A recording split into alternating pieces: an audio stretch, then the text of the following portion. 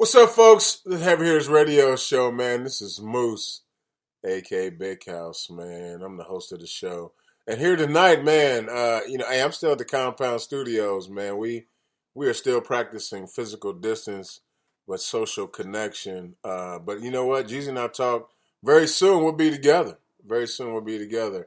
I tell you what, man. We got the one and only El Jeezy Mbaku, tonight known as El Trump. What's up, big boy? Yeah, because I hold all the Trump cards and it's like spades, so don't get it twisted. Okay, you know what? We're probably going to have to go with the translation early because there's a lot of our listeners that don't even know what spades. Yeah, Trump is like in spades. If you got all spades in your hands. Yeah. You keep saying the same thing, but run, go. So urban translation? I think it's a suburban translation. I'm going to talk to the white people for a hot second. It's kind of like the Pilgrims, maybe? Pilgrims. I'm a white person, so that's what I say sometimes. It's like euchre. So you could compare spades to euchre. It's a card game. You got to work with a partner, just like euchre. You got to have certain cards. The trump card is, what do we call it in euchre? Something else. Look, I play more spades. The bowers. The what? The left and right bower. I have never heard those terms in my whole life. The left and right bower for sure. Hey, Pilgrims, hit us up. If somebody's we don't listening, call it that in my family. That's what it is. But you literally said the Trump card, so basically it's the card that beats everything. I said it's the left and right card in spades. Yeah, correct. But in euchre, man, it's called the bower. Left and right bower. It's the big joker and the little joker. Right? We don't call that in my family. Now I'm very curious what we say. I've been in Indiana and Michigan, and I played it in both states, and it was been called the Bower in both of those states. Because I have Pilgrim friends. Pilgrim, I'm cool with y'all, man. Like, I ain't got no problem with y'all Pilgrims, man, for real. Hey, man, I tell you what, speaking of Pilgrims, we got the lady of the house, man, the one and the only Run. I'm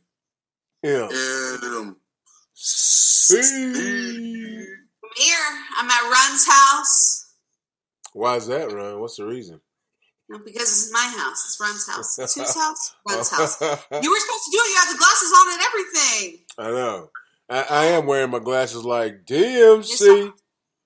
Missed opportunity. Tonight, I'm Run, your DMC. See, it works out perfectly today. You guys can't see. Happy Tuesday. I'm out here living the dream. So happy to see you guys. I feel like it's been a long time. You know, it's been so long since we did the show. When I turned on my little studio lights and all that, the fans were still on. I had to promptly turn them off.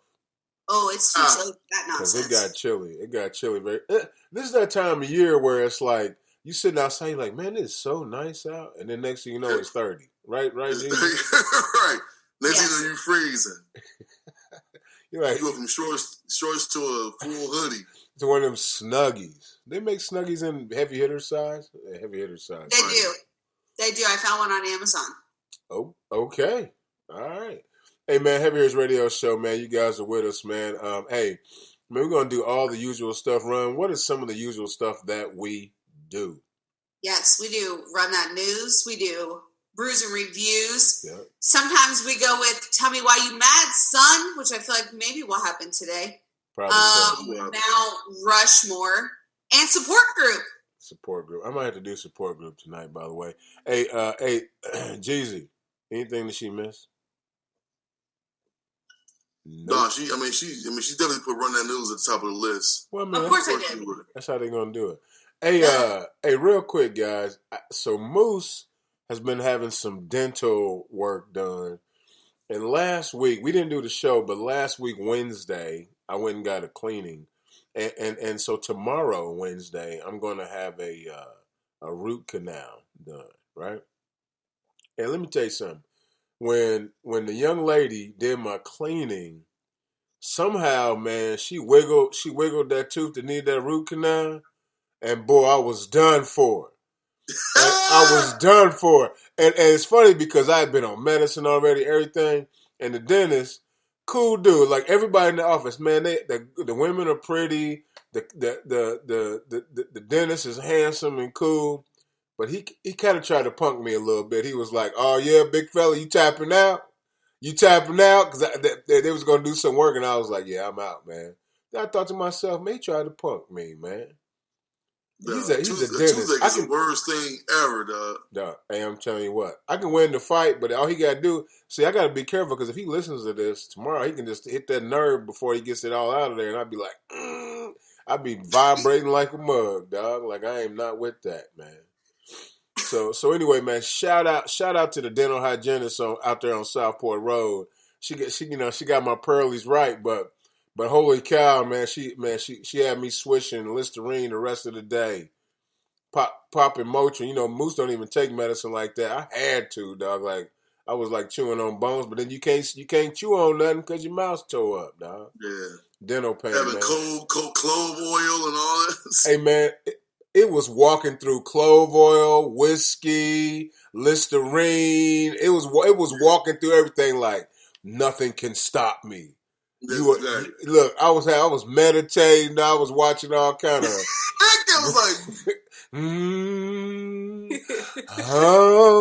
I was doing everything, dog. All kind of Negro spirituals and that toothache still there.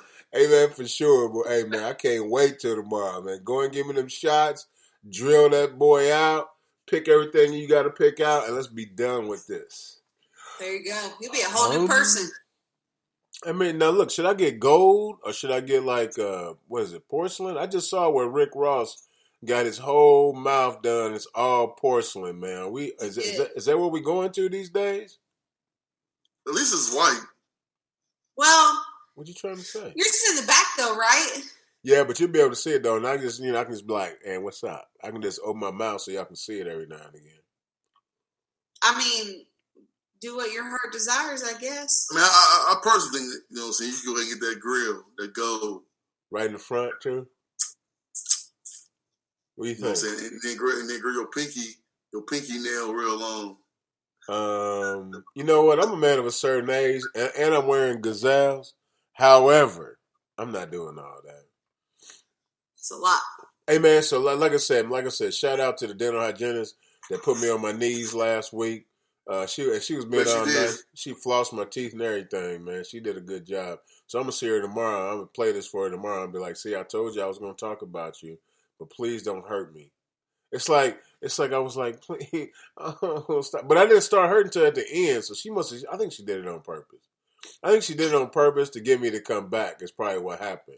Because when I left out, the dentist, her, and the business manager was all in the office together. Like, and the dentist back. He like, you tapping out, big fella? I'm like, big fella. Yeah, you know what I'm saying. He tried to punk me, man. I'm not with that. I can't wait to see him tomorrow.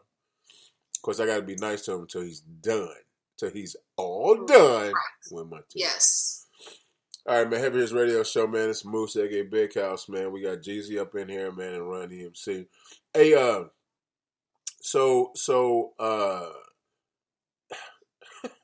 right. So where do we even start? I know. You see, I'm kind of stuttering, man. We had a debate.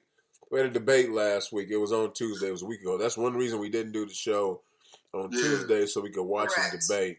And Jeezy, I don't know if you noticed or not, by the way, but every cup I have is a little message for you. I mean, y'all want to scrimmage, dog. It's all good.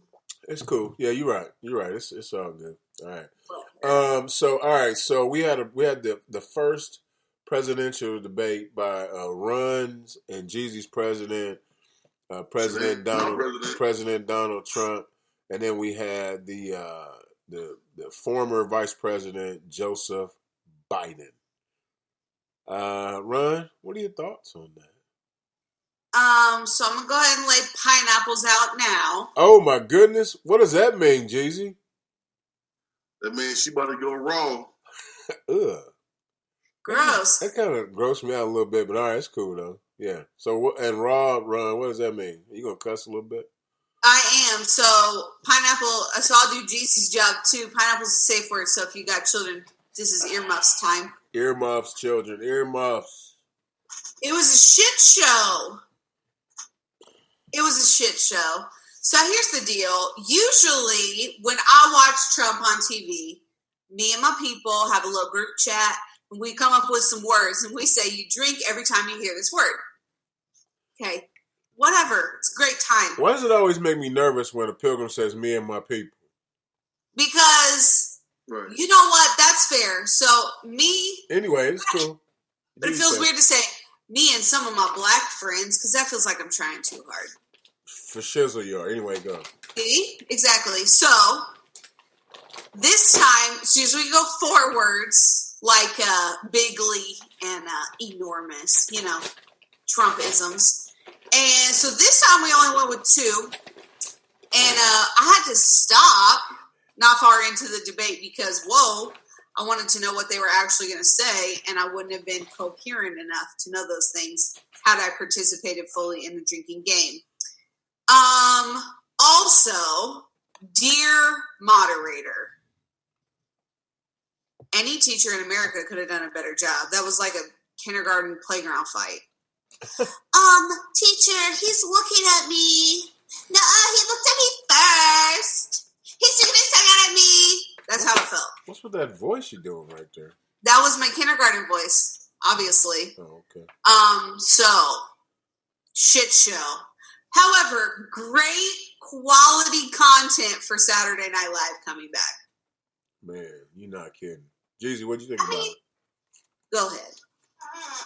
I agree. I kind of agree with Ron. It was indeed a shit show. So, stand back and stand by. I also thought that it showed that we don't need government at all. Let's just have a room, a collective, and this 2-party system has to go. Because it's easy. Like Trump is like low hanging fruit, but Joe Biden is also low hanging fruit. Like they both, neither one of them, to me, like showed any signs of being presidential at all. Like, granted, we can assume that Uncle Joe, he will be a little bit more presidential and watch what he says. Hold on. Stop right there. I'm gonna let you go back, but I don't call nobody but my Uncle Henry and Uncle Reggie Uncle, man. Joe just Joe Bob. I'm not calling him Uncle Joe, man. Yeah, I call Reggie Miller Uncle Reggie. All right, so Sleepy Joe. No, I don't want to disrespect him either, man. Anyway, go ahead. Right. But anyway, like I'm listening to this guy talk. I'm like, man, like I'm hanging on. Like, Joe, give me something, Joe. Give me something. And you just sound like an angry old man. And it's just like it doesn't hit. Nothing he said was like, yeah, Joe. Jesus. Like nothing. Nothing he said. Jesus. Nothing. Have you ever been in a room and it was a dude or maybe when you was in school or you work with a cat and you really don't like him, but y'all got to be in the same room together and then it's just bothering you? But in this case, you had to talk to him. And that's what it was like. It was like he was in a room with a cat he didn't like. At first, he's like, man, you are a clown, dog. Here's where I stand on this whole presidential debate. I ask myself, who do I want in the White House? Who's the adult in the room? And it's Kamala Harris, man. Oh, I'm sorry, Ron. Senator Kamala Harris. As I just called Joe Biden Uncle Joe like 9 times. But whatever, it's Kamala Harris to me. We got black mouth. She's the only adult in the room. And what I mean by that is, if something happens to Trump, a la this COVID thing that he's dealing with, I don't want Pence in there. You know what I mean? I really don't want Sleepy Joe in there. But Kamala Harris is like, all right, I can kind of rock with you. I can kind of be like, all right, I can deal with that. So like, it's now officially turned into like Trump Harris to me, yo. Is it because then that way we get more Maya Rudolph on Saturday Night Live? You look like your sister, by the way. Look like the big sis? No, exactly like the big sis, dog. That's funny. She'd like to hear that, man. She looks like Kamala Harris, I guess. All right, guys. So we're saying nobody won the debate. Now we do have the vice presidential debate coming up here. Is it this? I think it's this week. Yes, this week. I think it's this week. So, what are you guys thinking about that? Oh, I think Kamala Harris is gonna mop the floor with him. Oh, for sure. What? Have you met Mike Pence? You're from Indiana. No, I know. I was born on 10th Street, Hallville, USA. But I've never met Mike Pence because I was born on 10th Street, Hallville, USA. He's never been down there. That you're right. I will say this. Pence, speak to the public. I will say this. Joe Biden did drop a little jewel on me when he said, dude, you want to know what a suburb is if you made a wrong turn. I'm like, when did the suburb become the hood? Like, when did this happen? That cat told Trump, you wouldn't know what a suburb is if you was lost. Like, how rich you got to be to not know what a suburb's is?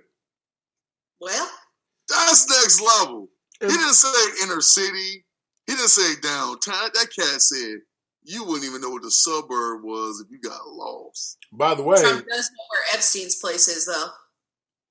By the way, does he even know? I mean, does Trump have the money that he says he has? I mean, there's a lot of stuff coming out, man, where he's, he got about as much money as we got. I mean, that's not true. I mean, I'm sure he got it somewhere. He's hiding it somewhere, but. Dude, Trump is a master of writing off stuff and not paying for stuff, dog. This cat was like, yeah, I was a private citizen. Why would I pay taxes? I'm smart. That's what he said. Like, it's funny because, like, you think to yourself, like, man, he didn't say that, did he? Yeah, he said it. He said, I'm smart. I'm smart. I use the rules. I use the laws that y'all set up to do this. $70K, though, for haircuts? Come on, man. For really, really bad haircuts. I don't think I paid 70,000 haircuts in my whole life. In my whole life. My whole life. Yeah, I get mad when the Joker say $30 for a cut. I'm like, yeah, I ain't coming back. Yeah, I'm leaving. I'm like, nah, I'm out. Yeah, I'm gonna care if I'm in the chair. I'm like, hey, man, take this off, dog. I'm out of here, man. $30, I'm out. I'm not doing it. I'm not doing this. No way. Even when I had hair, I'm not doing it, man. I'm out. Trump. People call him dumb. I don't think he's dumb. I think he's smart like a fox, man. He's doing his own thing, right? Doing his own thing, dog. He just say whatever he want to, and people just, if you pay taxes. I'm not paying taxes. I use what y'all use to get out of paying. His cult following is really interesting because the Trump thumpers, as I like to refer to them, number one, have said that, he is, so the tax returns that have come out, right, were over the last 15 years. They're like, well, he donates his presidential salary. Hey, guys, he's only been inaugurated since 17.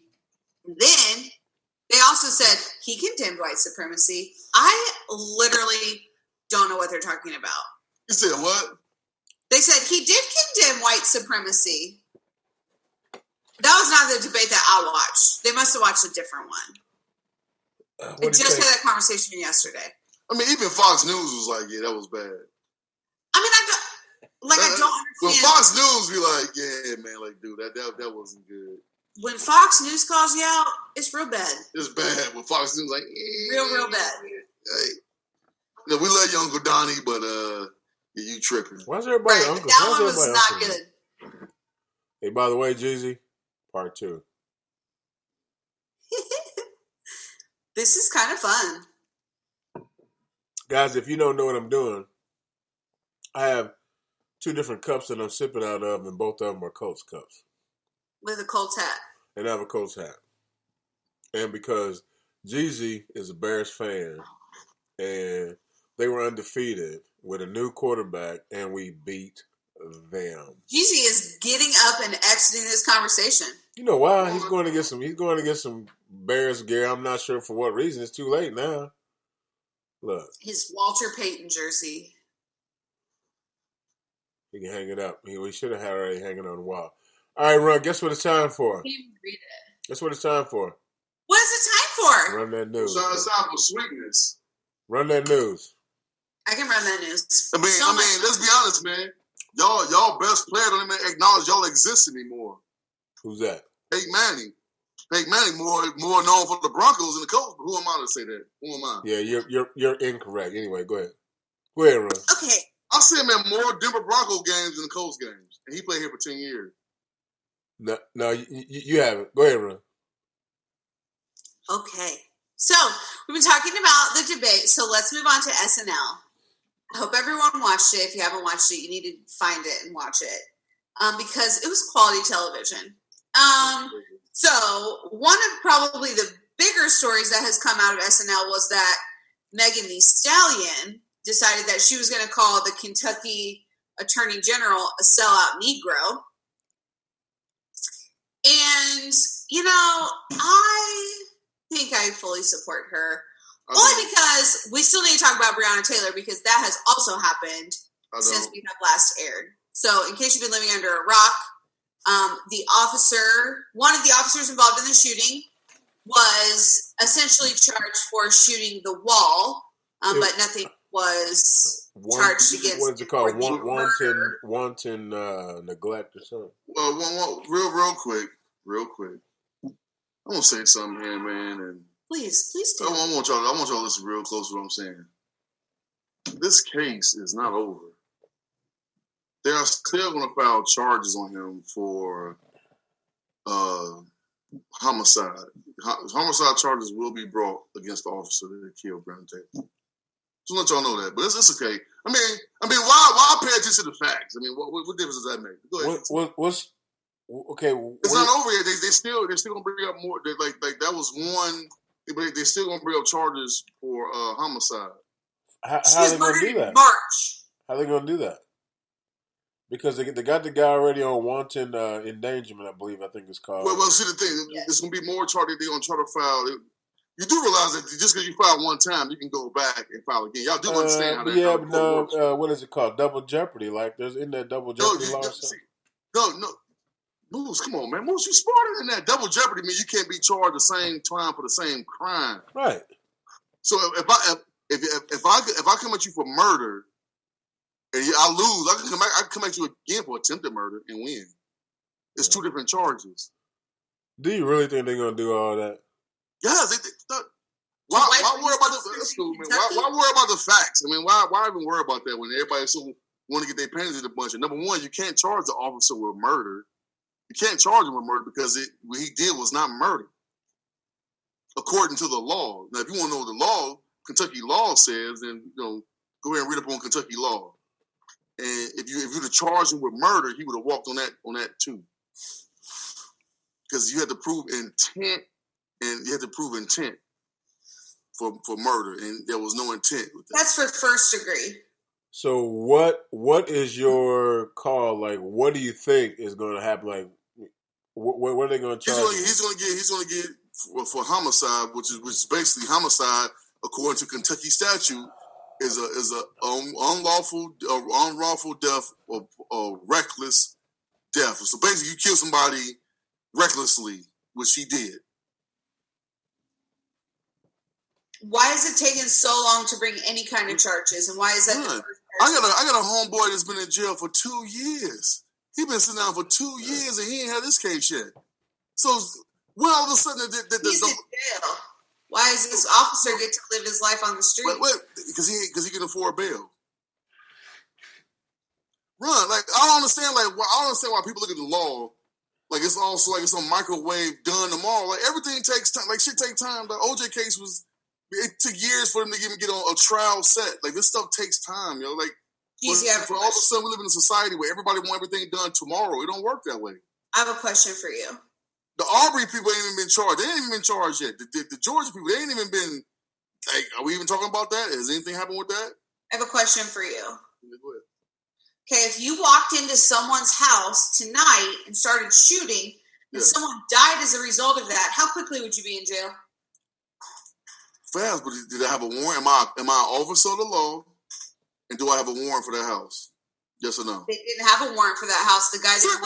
Ron, that's where you're wrong. They did have a warrant for her house. See, that's the problem with the internet. Everybody want to get on the internet and hear all these false stories that's put out there, and then we believe them. But then when the truth came out, I was like, well, why more about the truth? They did have a warrant for her residency. They did. And because she was what they considered low risk, it was a no-knock warrant for her place. And because it was low risk, they knocked and announced themselves as the police anyway. Anyway, they said it's the police. And then the boyfriend... to prove all of that information? What? Have you seen a video to prove all that information? Or? So now I need video to prove... I'm asking. No, but in your voice. So this is where we are, man. This is where we are in the world where the internet can put out anything without fact checking, nothing. We just throw it out there. Like the Jacob Blake story. First it was he broke up a fight from two women and cops shot him in the back. Remember that story? Anybody came out with a rebuttal was like, hey, actually the cops was called on his ass. But no, we don't want to talk about that. Why talk about the facts when we can just live in the fantasy, the lie that fits everybody's narrative? What I'm asking is, do we have proof that is what the officers did, that they knocked? And we have officer testimony, yes. We have officer testimony. Okay. So I can also say whatever I want, and that would be my testimony. That's what I'm asking. But we're quick to believe that these officers just felt like, you know what, I'm going to go ahead and just kill black people today. That's essentially what everybody's think. The cops is like, you know what, I'm going to go black hunting today and just kill a bunch of black people. Well, that's not even the case. That's the narrative that's being pushed. I watched a video the other day. Y'all probably seen it. The dude had a knife. She told him, stop, drop the knife, stop. And the guy still come up with the knife.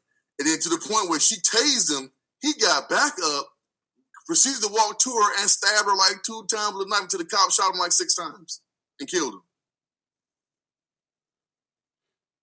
We're going to talk about that? I don't see the relation here. No, the relation is walking into someone's house. They didn't walk in somebody's house. They had a warrant for her house. They had a warrant. Now, we can argue the validity of the warrant. That's a different conversation. Is anybody talking about the boyfriend who shot at the cops at first and then ran in the bedroom? He get a hall pass? Because they busted in the house. Listen to what happened here. They did not announce themselves. I mean, I don't understand what you're talking about. How can you say that? Why would he start shooting if they said, "Hey, we're the police"? Why was the girl in Indianapolis back in April? Is he arrested? She got killed through the door. He shot through the door. That's the way different. You know it, man. You come on. I mean, you know what? You know, earlier you made a statement that I'm smarter than this. Think about what you just said here, brother. If the police bust in the house and say, "Hey, it's the police," right? Let me ask you this: is the brother arrested? The brother that shot at the police, is he arrested? I don't know. Does anybody know that? I think he was. Was he arrested for? I'm not sure. I think he was arrested. Right. So here's the thing. We don't know that. We need to check and see if that brother's arrested. From what we understand, the information that's been pumped to us, what I've read, is that it was a no-knock warrant, which means they busted in the house. This guy's caught off guard. He's protecting his home, which I think you would, Ron would, I would. If somebody busted in here, we're not going to be like, oh, let me see who it is. We're not doing that. Stuff's happening. Hold on a second. Stuff's happening. And then we go, all right, oh, it's the police. We didn't know what was up. This guy opens fire on somebody busted in his woman's house. By the way, I don't know how he got hit. You know, how he didn't get hit, by the way. I always think about that myself. Like, how did she get shot up? But she was in the bed. This dude ain't even heard he been hit or anything. You know what I'm saying? But I have an answer to if her boyfriend was arrested. All right, what's up? He was immediately arrested for attempted murder of a police officer. Immediately? Yes. Oh, okay. So it wasn't any time. So he is now filing a lawsuit over that arrest to declare him immune from prosecution. So he's out of jail because of the stand your ground law. Stand your ground law. So I wonder what's the reason he's getting stand your ground law for? That means this because if the police announced it, he's not standing his ground. He broke a law. But I mean, I don't understand why the police would knock and say it's the police if it's a no-knock warrant. Right. A high risk, no knock warrant, for which they already had the suspect in jail. And once again, you are listening to stories that was posted on the internet that was not true. They had a warrant for her place. She was a suspect. Yes, that's actual documented proof. It's not like I'm making this up. Like I'm grabbing out of thin air. This is actual court documented testimony. And because she was a low, not a high risk, she was a low risk, considered low risk. They did not introduce themselves as the police. Jeezy, you know what? I love you, but I want you to show me that. Like, point it to me. I will look it up right this second while we move on to the next thing. I would love to see it. I'll move on to the next thing. So when I produce it, what y'all gonna say? You're right. Oh, they can make up anything. So I would definitely get it for you. I'm gonna say you were right. Because Moose, man, know what I don't do, man? Like I learned, man, that the internet. If you get some on the internet, that's not journalism. The key thing in journalism, as Ron should know this, journalism, you have to get sources. You have to get two sources before you can even print it. The internet, you can just say whatever you want to say, and people just like, and run with it. We don't deal with facts. Ain't nobody fact checking nothing. We just saw a video or we heard a story and we run with it. Please show me the facts, Jeezy. Everybody get fired up. Please show me the facts that you have. That's all I'm asking. I feel like, Jeezy, I have read a lot about a lot of instances, and I have a master's degree, and I understand what real and fake looks like. So I'm a little insulted that you think I don't know how to read actual stories. Ron, so when the Blake guy got shot in Wisconsin, what did you come on the show and say? That was wrong, right? We didn't talk about it. Yes, we did. We did a whole show because the NBA shut down because of it. We did a whole show about that. I was absent that day. I do not recall this at all. Moose, you recall when the NBA shut down because the dude Blake got shot? Was that 7 times? Was that the one that was shot in the back? In Wisconsin. Yeah, Wisconsin. Yes. We talked about that on the show. I think it was just Jeezy and I, maybe. I can't remember. No, we never. No, Ron, you was here. Well, of course, it's real convenient. Anyway, I don't remember. I don't remember myself. You say I was there. I don't remember. Anyway, what about it though? What about it? When the story first came out, remember the first story was like, "Oh, this guy was just sitting in his car and 2 women was fighting. He went out there and broke it up, and the police came." Oh yeah, okay, yeah. Remember that? Remember that? And that was the story that everybody named Mama had. It was posted everywhere. Imagine being in your car and you break up a fight and the police shut. Remember that? That was the narrative that was pushed. And I was like, nah, let me wait to see more of what actually happened. Let me find out what actually happened before I even make a comment on this. Because, first of all, 2 women fighting, I'm from the hood. I know 2 women fighting is usually over your ass. Everybody knows that. Then you find out, guess what? Oh, you had a restraining order against you, and she called the cops on you because you was within the distance to her. So the cops showed up, not for the fight, they showed up for you.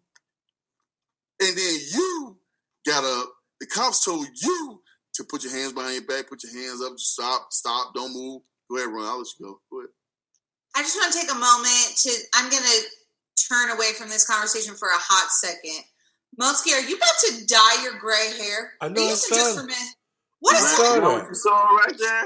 I saw that too. Is that what you saw right there? Hey folks, hey, Mosky's here, and he for sure in the video has some just for men out, like in the box. Welcome. Well, that's the way you make it interest to the show, big dog. I was like, I don't think he knows. I couldn't let it go. That we record this and that we post it on Facebook and Instagram. It's all good. It's all. Hi, everybody. Welcome. Mosky love with the just for men action. He ain't keeping it real and trill like Jeezy and I. Not yet, brother. Not yet. That's hilarious, man. That's hilarious. Well, welcome. That's hilarious. All right, Jeezy, I am very surprised at you, my man. So it looks like you're working right now, trying to dig up these facts you've been spewing. So what we're gonna do is we're gonna go ahead and go forward with the news, and then when you find them, we'll go ahead. You can let us know what you got. Matter of fact, email it to us or something, then we can go on to that way, or text it to us or whatever. So we'll go back to SNL because that's where this whole thing started. So Megan Thee Stallion has called the Kentucky Attorney General a sellout Negro, and that he is no different than the sellout Negroes that sold our people into slavery. She is not having it. She goes on to say, we need to protect our Black women and love our Black women because at the end of the day, we need our Black women. We need to protect our Black men and stand up for our Black men because at the end of the day, we are tired of seeing hashtags of our Black men. And you know what? I agree. I'm here for that. I think that she sometimes is a lot, but I thoroughly agree with her comments there. Also, while we're on the topic of SNL, 45 has been diagnosed with COVID. There are two schools of thought on this. One, he's lying because he lies about lots and lots of things, and he just wanted out of the public eye after the debate, and so that then he could say, well, it wasn't that bad. Two, the second school of thought is that he really does have it, but again is using it as a political platform to say it's not that bad. So while he was at Walter Reed, he made a video, he posted it on Twitter, he's working hard, he's signing his little name, and upon further review, it seems to be that the president is signing his name on a blank piece of paper and not actually working. I heard that. It doesn't look like it. He has now been released from Walter Reed, and a video has been circulating of him walking up the steps of the White House yesterday, having hella problems breathing. Tired, now, man. He was tired, man. Well, you know, your lungs don't work as well when you have a respiratory infection. True. I'm just saying. True story. So we'll see. I think that a lot of people have lost their lives to COVID. This has been a horrible, horrible 7 months. And I think it's a slap in the face to all the people who have had COVID or lost someone due to COVID that then he turns around and says, don't be scared of COVID. We're going to learn to live with it just like we learned to live with the flu. Yeah, especially since he gets like all the top-notch, everything new. Jeezy, I tell you what, man, we need you in the show. So just get that stuff up to us later. We'll talk about it next week or something. We need your personality to make the show work, man. I'm listening. Go ahead. No, we need you. We need you fully engaged in the news and everything. You on your phone, man. We need you. She's talking about Trump, though. I mean, here we go. Okay. Yes, I was. Okay, moving on because I'm listening. There's only so much we can say about Trump, although I'm sure we'll have plenty more to say. Let's go to Joey Chestnut, who is maybe my favorite competitive eater, probably just because of his name. But so he usually wins the Nathan's hot dog eating contest. During the 500, he usually wins the shrimp cocktail eating contest, which I don't know how you start that down because I eat one and it feels like my face is on fire. Hey, Jeezy, you ever had that St. Elmo's? Yeah, babe, yeah. The whole top of my head is on fire. I don't understand how he's smashing it like that, man. I'm talking like 12 pounds in like 5 minutes. I can't even breathe for the first 3 minutes. I eat one piece. Yes. I don't understand. I don't even know how it's possible. And by the way, I want to say he's won like the last 13 Nathan's hot dog. He's the winningest champ ever in any competition. So that's crazy. Competitive eating. Only in America do we have competitive eating. No, that's not true because Kobayashi was the champ before Joey Chestnut. And he's from like Japan somewhere. Well, we just shove food on our mouths like for a sport. Yeah, but again, it's all over the world, man. Yes. All right, anyway, what's up, man? So Joey Chestnut recently celebrated National Taco Day by, you guessed it, competitively eating a 12-pound walking taco in 38 minutes. Oh, wow. You have 12 pounds of walking taco in your belly? That's crazy. That's a lot. That's more than a baby. Yeah. So he made this walking taco inside this big bag of Doritos. which, side note, is like the way to make a walking taco. And he decided, so he did it from his home because, of course, there's not competitive eating right now. So he had 2 pounds of chips.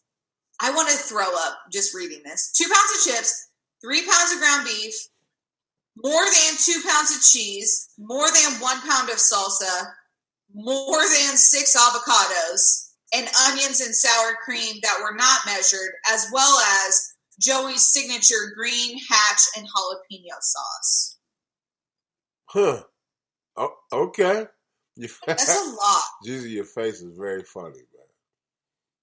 What's Does the that matter? make your belly hurt? You know what? That's It would be tasty. That's disgusting. It would be tasty.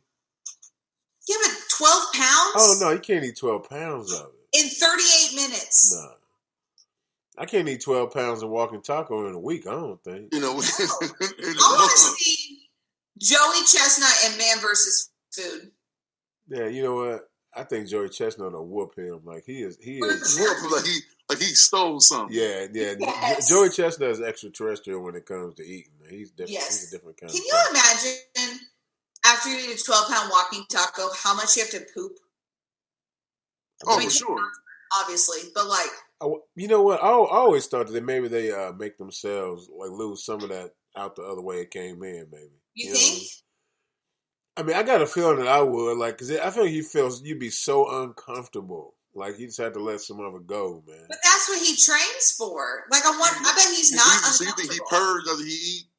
I mean, I feel like it now. What I've read and seen is that, like when they're training for those big competitions, they will eat 6 and 7, 8 pounds of lettuce, right, to stretch their stomach out. So they get the food in there, and stretch their stomach out. Then they, plus it's lettuce, so it's not really, it's not messing with them too much, and that's how they train. But still, I have to get that out of there, man. And can you imagine? If you ever ate a salad, you know what kind of gas you have after you eat a salad. Yeah, for real. What if you ate 12 pounds of lettuce? You'd be like old girl in Willy Wonka with the little purple chick that blew up. Yeah. Violet. Be floating away, man. Violet, you're turning violet. Violet. Hey, it's Heavy Hitters Radio Show, man. You're listening live, and we're also going to be on YouTube. You can watch us. You can see us. You saw me smashing some salad earlier, and now you can see me talking through my shiny red nose, looking like Rudolph with my gazelles on. But you can watch us. You can watch us on YouTube and our Facebook page, Heavy Hitters Radio Show. Hey, where else can you get us, man? You can get us on Spreaker.com, I think. Yeah. But the main place, man, the easiest spot, man, is iHeartRadio and Spotify, Apple Podcasts, where we get your podcasts from. And we on there. Heavy Hitters. Hey, man, J. Ron just hit us in the chat on Spreaker, so obviously people listen to us on Spreaker too. What's up, J. Ron? He's got a fancy icon thing in. Like, I think it's a dude, but like he has like some woman in a top hat. Like that's his avatar now. I think, isn't that what you call that? So what's up, J. Ron? We appreciate you, man, for listening. Hey, all right, so we got Run here, man. We got Jeezy, who told you everything that's going on, and then we got the one and only Monski. All right, so Run, you got any more news? I do have some more news. So you guys remember when Steve Harvey hosted Miss Universe and he announced the winner incorrectly?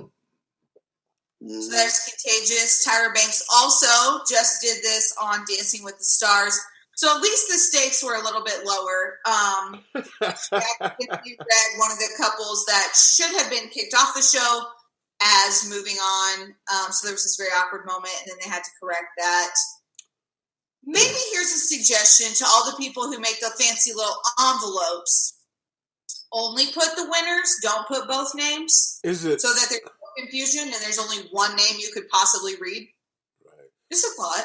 It used to be, what was it called? Remember, you guys, I don't know if you guys are old enough. Remember they used to say, the winners tonight have been put in the envelopes by Price Waterhouse. And, they had like the big, like a serious conversation, like in the middle, like right towards the end of the show.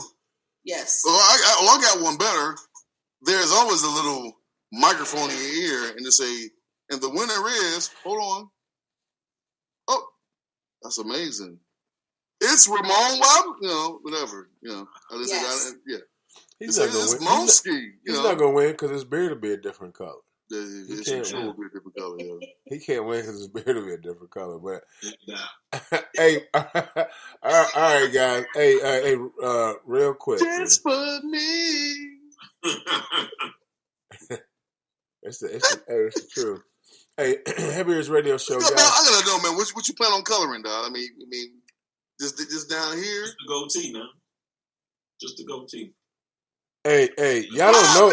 Own it. Look, man. Look, we own that, man. Look, that's. I do own it. I got a little meat. I gotta go. So is it a touch of gray? Is this what man? He gonna be combing it in. Combing in. You're right. He gonna be combing it in. I ain't gonna lie, man. I got the wedding coming up, so I might clean it up, man. I might go dark. I was weird with a black beard at this point. At this point, imagine if you saw me tomorrow. You saw me tomorrow with a black beard. You'd be like, you don't even look right, dog. Like it ain't even you no more. Look, you look like the dude off Allstate. Are you in good hands? Like your beard is still. You got crow's feet for days. You got a black beard, right? Like now, we know you're older than that. Like we know it. We know. Looking like you like Jack Sparrow off of that one movie. I don't even know the name of it. Pirates of the Caribbean. Yeah, that's it. It's Caribbean.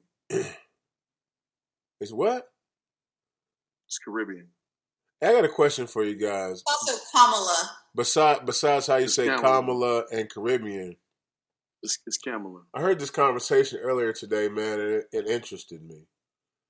Let's hear it. How do you put your pants on? Like not even how you put your pants on. How do you get dressed in the morning? Like order? Huh? Same order every day. Okay, all right, Ron, go. You can go. I mean, tell us. Okay, so after my undergarments are on, then I go left arm, right arm, head. That's a lot. That's a lot. You get head in the morning? Oh, what?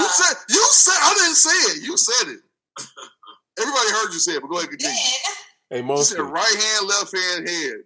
No, left arm, right arm. I go left arm, then right arm. And then what else? Then I put my shirt over my head. You didn't say that. Freak. I put my shirt on first. Then I go left leg, right leg. Every time, left leg, right leg. Every single time. I beg to say, I dare to say that most people go left leg, right leg. Left-handed people go I had to think about it. I put my pants on. I put my socks on, then my pants on first, then my shirt last. Okay, so I put socks on totally last. So wait. Drawers, socks. Yeah. Then pants. Then pants. Okay. All right. Then I might walk around, and flex a little bit.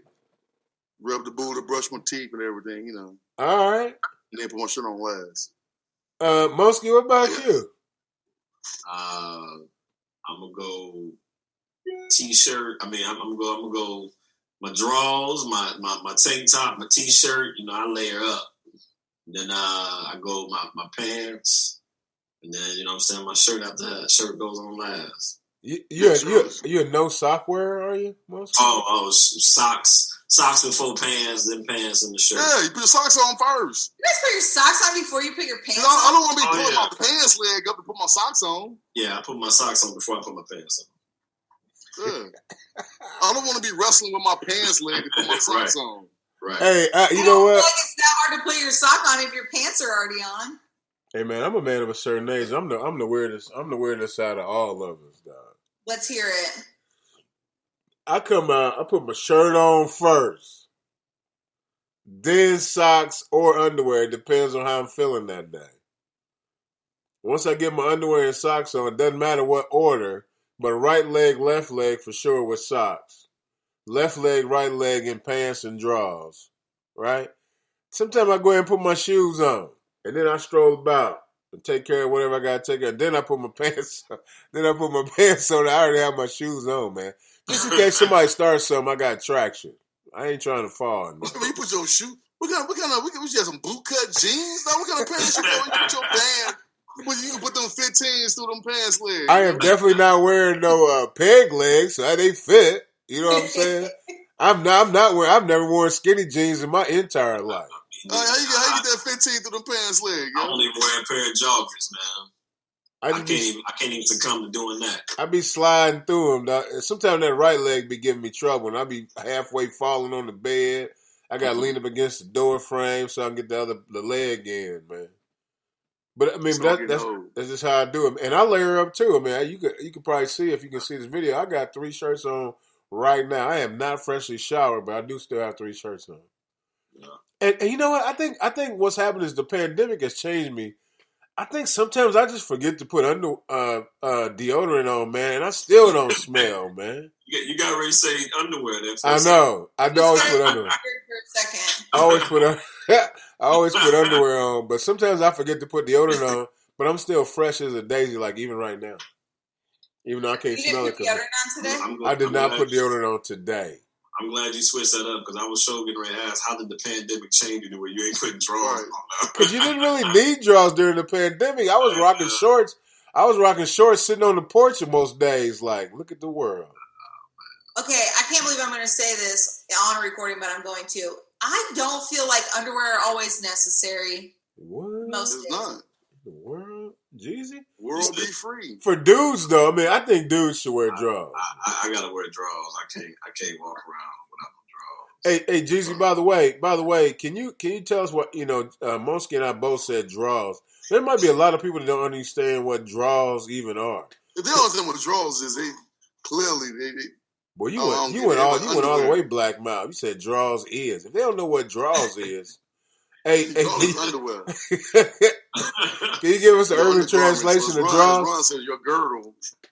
Well, there's several terms for underwear. Where you don't know what drawers are, then that's just on you. You just slow. But what are drawers? You're just one of them people who don't get nothing. Well, pilgrims would call them drawers.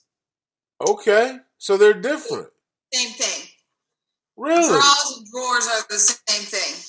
They call undergarments. She did say undergarments. Yes. What about knickers? Are knickers the same thing? Like knickerbockers? Too close for me. It's uncomfortable. I don't like it. We for sure said knickers. Do people still wear knickers? Is that still a thing? I mean, maybe. I don't even know. Look at those losers. Yeah. So, I like the guys in the video, but their clothes are losers. Hey, or excuse me, in the screen. They're down, yeah. All right, so let me ask you this: is there any other names besides drawers and knickers and undergarments? Whitey tighties. Oh, boxers, briefs. I don't think anybody wear whitey tighties no more. I'm sure they do. I'm sure someone does. They're still sold. Look, Jeezy smiling because he does. I think the missus was like, no, "You, Jeezy." I mean, whitey tighties, though, you got to be on top of your A game. Yeah, you got them 11s in your. Can't have no dribble. you gotta get the white game going, man. You got to be on point. Because we're gonna have them draws number 11s in there. Look like somebody skirting in your stuff, dog. Maybe not after you eat 12 pounds of walking taco. Right, no, sure. Nah. Even when you got some gas. Speaking of gas, like wind or fart or anything, tweet. Wait, no, not tweet. That's not one of them. But any of that, you might have a little skirt, man. You like a little. What do you call that? A shart. A shart, so yeah. You gotta be careful if you shart, man. Or have you ever had a situation where like you think you gotta blow some wind, man, and it feels like something else is coming? You just like tighten up real fast. It make you serious. What was the topic? The show has shifted. It's partner interruption. Hey, Mosky, thank you for giving me back. Hey, the show's called Partner Interruption, man. We started out. It's easy to sound like this. You just leaned over to the side and everything. Right, you realize your ass was prairie dog. You do that Carl Lewis when you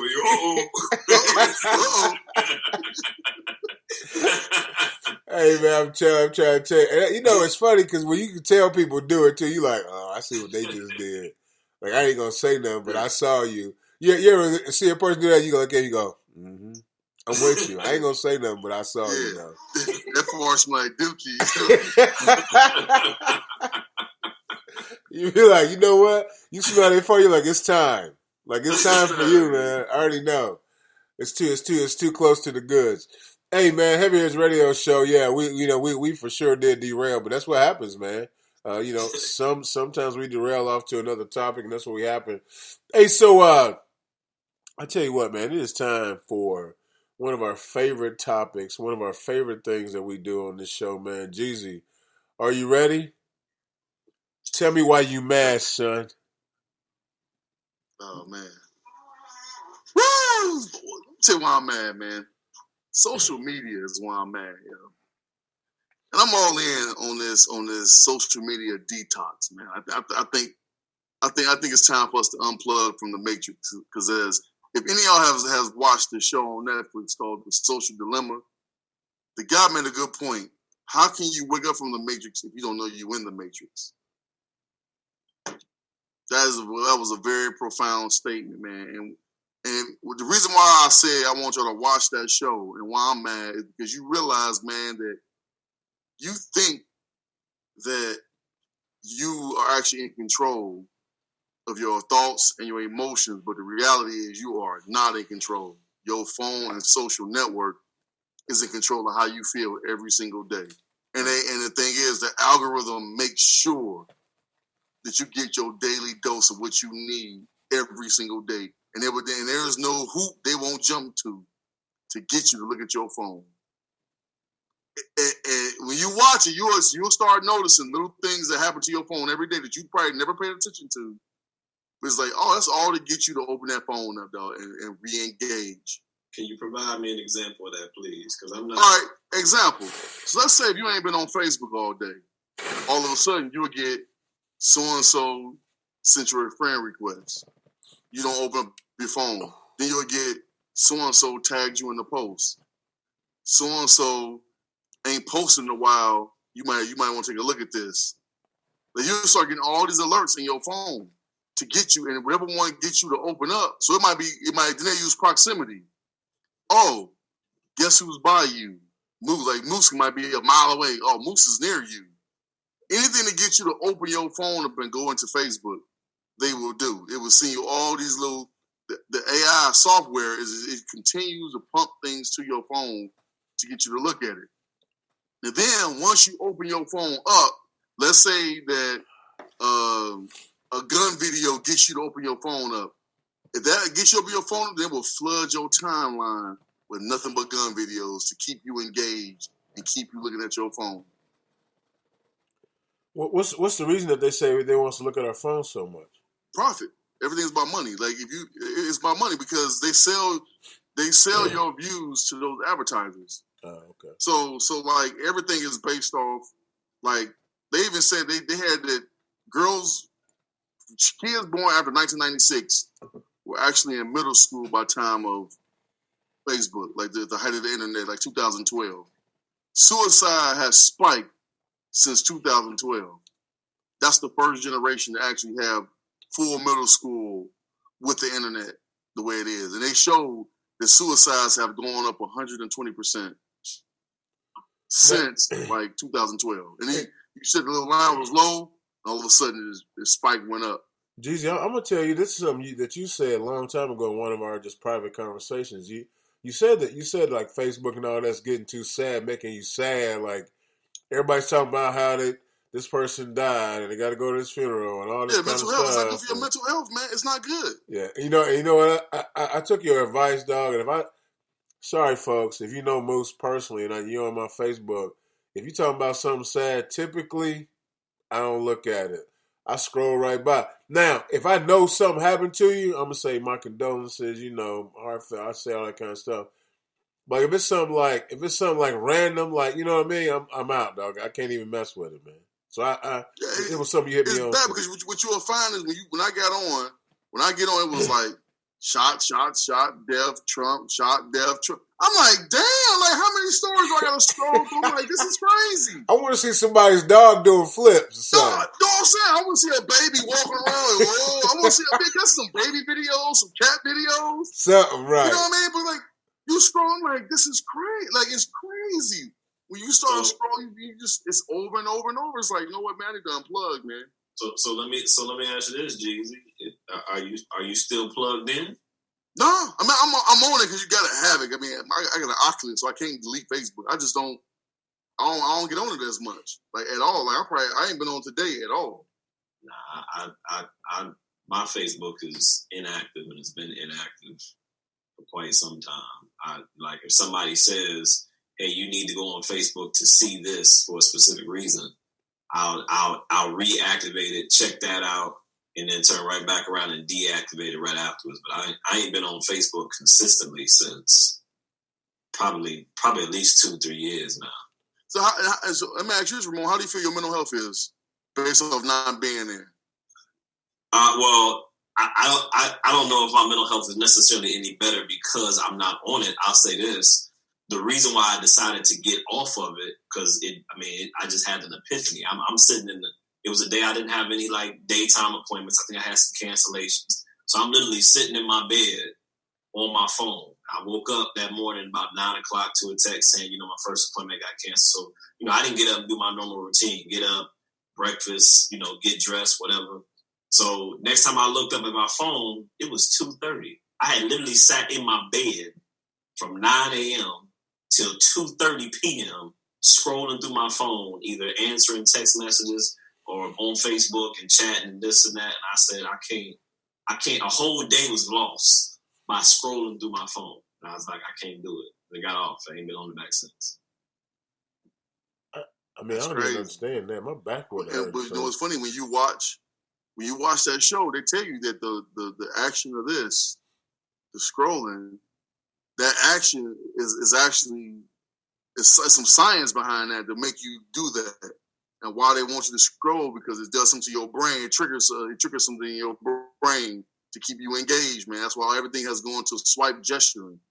Now, it's to keep going. Hey, Jeezy, I will tell you this, man. Hey, real quick, in the middle of tell me why you mad, son. I got a confession run. What's the name of it? Support group. So I need support group real quick in the middle of tell me why you mad, son. You guys ready? Let's do this. Hi, guys. This is Moose, a.k.a. Big House. Hi, Moose. Hi, Moose. I play Angry Birds every single day. Gestures. And I'm going to tell you what I noticed about it. It feeds into all my male qualities. It gives you an opportunity to buy stuff. Hey, pay some money. You can buy these extra pig blasters, whatever. You can gamble a little bit. Hey, try this right here. Pick this number and we'll see what happens if you win. And it only costs you 20 more, bird tokens to do this. And you're like, let me see, how many tokens I got left? Like all those thoughts go through my head while I'm playing Angry Birds, man. It's a game. Destruction. It's a game of chance. I got to figure out the angles. I'm talking about every male thing except for sex. It feeds into, because it does not make me feel like I'm horny. But everything else, I got to measure. I got to figure it out. I got to pay some money. I got to gamble. Then it gives you 3 strikes. It does everything that the male likes, and I'm hooked on it. Can somebody help me? It's the gesture, man. So you're not going to help me. You're going to just tell me what my problem is. It's the swipe. The swiping gesture releases some serotonin in your brain, man. It keeps you going. It keeps you going. I just told you what keeps me going. It's not the swipe. It's the other part of it. But when you see, when you watch that show, everything will be explained to you, man. Like you will find yourself like, holy smokes! Like they literally. That's an ugly mug, by the way. What's the show, Jason? It's called Social Dilemma. It's on Netflix. Okay, that's the new. And it shows how social media and these websites have basically controlled the human species. It controls us. Then it was saying how like our brains is basically old technology. It's old tech, and it's being programmed by a screen with technology behind that screen that's light years ahead of where our brain is. That sounds like a whole bunch of garbage. I mean, somebody's brain made that. Somebody's brain created it. Somebody's brain programmed it. Somebody's brain built it. But you don't understand. It's deeper than that, Moose. Well, somebody's brain created an algorithm and then gave it computer powers to basically program itself. Did you say computer powers? So these companies, like AI, like when they'll tell you in the show that AI don't know fact or fiction. So this AI don't know. I said what? This show was made when? Like this year. It was this year. It's a documentary. So the funny thing about what you're saying is, I used to be a little bit of a gamer. So I played this game, Metal Gear Solid, called Sons of Liberty. I think that game came out in like 2000, 2001.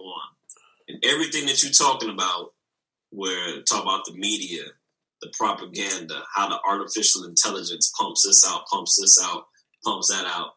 That game, and it speaks on, I can't remember what they call. I mean, they call themselves the Sons of Liberty, but in today's world, it would be like Illuminati and something like that. It talked about all that in the game in 2001. Yeah, it's not new, man. I mean, come on, we already know.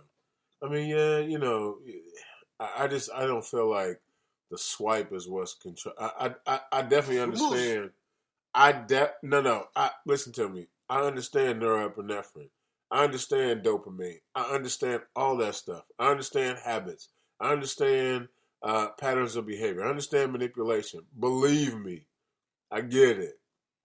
It's more to it. So you don't believe that your phone is manipulating you? What's that? You don't believe that social media can manipulate you?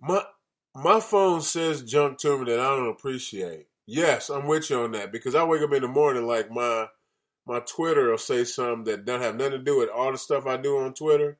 They have nothing to do. It'd be like a picture of like a girl shooting a jumper. I'm like why is that on? What's the reason that's on there? Oh, this is something you might like. That's what it says on Twitter. This is something you might like on LinkedIn. On LinkedIn, right, it says hey, somebody saw your dilly today. That kind of thing. That kind of That's stuff. That's because the AI don't know that you sleep. All the AI job is to get you to pick your phone up and look at it. That's its sole purpose, and it would jump through any kind of hoops it can to get you to pick your phone up and look at it and open it up. That's its whole motivation. But you said the sole purpose is to sell me stuff.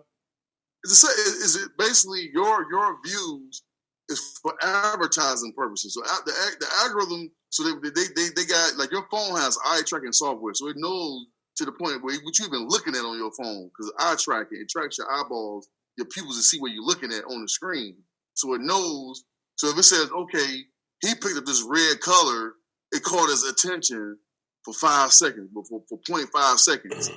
All right, more red stuff to catch his attention, more advertising. So now they give that data to advertisers and say, okay, this particular guy right here, red is this color. So whatever is red, it pops out, and it's tailored towards basically your cluster of people like you. So now you start getting ads with red and something that to basically get your attention to make you look there again. But now I'm shopping at Target every day. No, I'm saying, but you're being manipulated. I just saw a thing on the news. I can't remember. There's a kiosk that does that. So you could go. So like instead of going online, say like Amazon, and doing something at Amazon, what they're talking about doing as far as like instead of having shopping malls, because everybody's doing stuff online. So they have these areas where they have these kiosks set up in certain areas where you can go to the kiosk, and based off of your whatever, I don't know what you call it, G's or whatever, but if you like red dresses, it keys in on that. So it'll bring you up multiple stores that sell red dresses and different variations of the dress, like that. It's a kiosk they've created that does that as well. I just seen it not too long ago. Yeah, but it's all an algorithm that plays on, like, if like they say on the show, if it's something free, you're the product. We're the product. Our data, our information is the product. That's what they give it to you for free. So, give up all your privacy. So what's the reason you mad, son? I'm mad because, like, we're in a position in the world because of social media. Man, we are where we are today because of our actions on social media. Like, if you go outside today, it was 75 degrees. It was nice. If you ain't never opened up your face, you go to the store, in your neighborhood, you'll see people you know, you'll shake their hand, you'll talk to little Tommy on the corner. I ain't shaking nobody's hand right now. We're not shaking hands. Nah, I do. So, you shake somebody's hand, or you'll wave at your neighbor, you'll talk, you'll have a conversation with people. Like that's your life. Like, that's the life that most of us, except Ron, grew up like that. We grew up without having that screen time.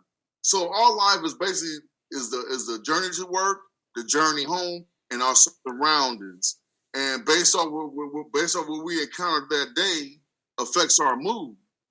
Now all of a sudden you get like your mood, like Ramon said, your mood can be affected before you even get out of bed in the morning, to the point where you own that till 8 hours out of your day is gone. Because it affected your mood, or because something engaged you that much to keep you in bed, to keep you on the screen. You know what? I feel like Monsky for sure he's a businessman. So at some point he was checking emails, and I know how it is. You get a ton of them. So I'm sure at some point he was checking emails because he didn't have appointments that day, and then he takes a break from emails and checks his social media. I mean, that is real. I think everybody does that. You know what? See, I'm a man of a certain age. I remember when I mostly read the newspaper in the bathroom coming up when I was youngster. And matter of fact, the newspaper stayed in the bathroom in my house, which is disgusting when you think about it. Everybody read the newspaper in the bathroom, but it was it was one of those things where I think that you read the newspaper, like you didn't go to the bathroom without taking a newspaper. And I'm the type now that if I'm in the bathroom and I don't have my phone, man, I don't read the contents of the Lysol can. I don't read the contents of my toothpaste, all that. Now, let's take a poll real quick. How many of y'all take your phone to the bathroom? Everybody. Everybody. I don't take my phone to the bathroom. What? I don't take my phone to the bathroom. It's a pet peeve of mine. I don't take it in the bathroom. If I'm going number 2 or I'm about to get in the shower, my phone is not with me in the bathroom. Now, if I'm in the morning and I'm getting ready for work and I know I can receive a call or a text message I might need to answer while I'm getting dressed, cool. But while I'm doing number 2 or I'm in the shower, my phone's not in the bathroom. You know why? He can do that because he's unplugged, man. He ain't plugged in like everybody else. Yeah. I play music while I get ready. I do too, but I got a Bluetooth speaker in there, so I don't need my phone in there for the Bluetooth speaker. See, you're not playing. We scrolling through Snapchat, Instagram, Facebook. We doing all that scrolling through that information. Like Monsky, he ain't plugging, so he don't need his phone. I ain't never had Snapchat. I've never had Snapchat. I've never had Instagram. I've never had Twitter. So he unplugged, but he a free man right now. I do not scroll through those things while I'm getting ready. That's because getting ready time is prime. It's like 15 minutes and I'm out the door. Well, I can tell you, man, that when I'm enjoying my beachfront property in my house, I'm playing Angry Birds for a while. When I check my Facebook, I check my Instagram, I answer stuff back over the night.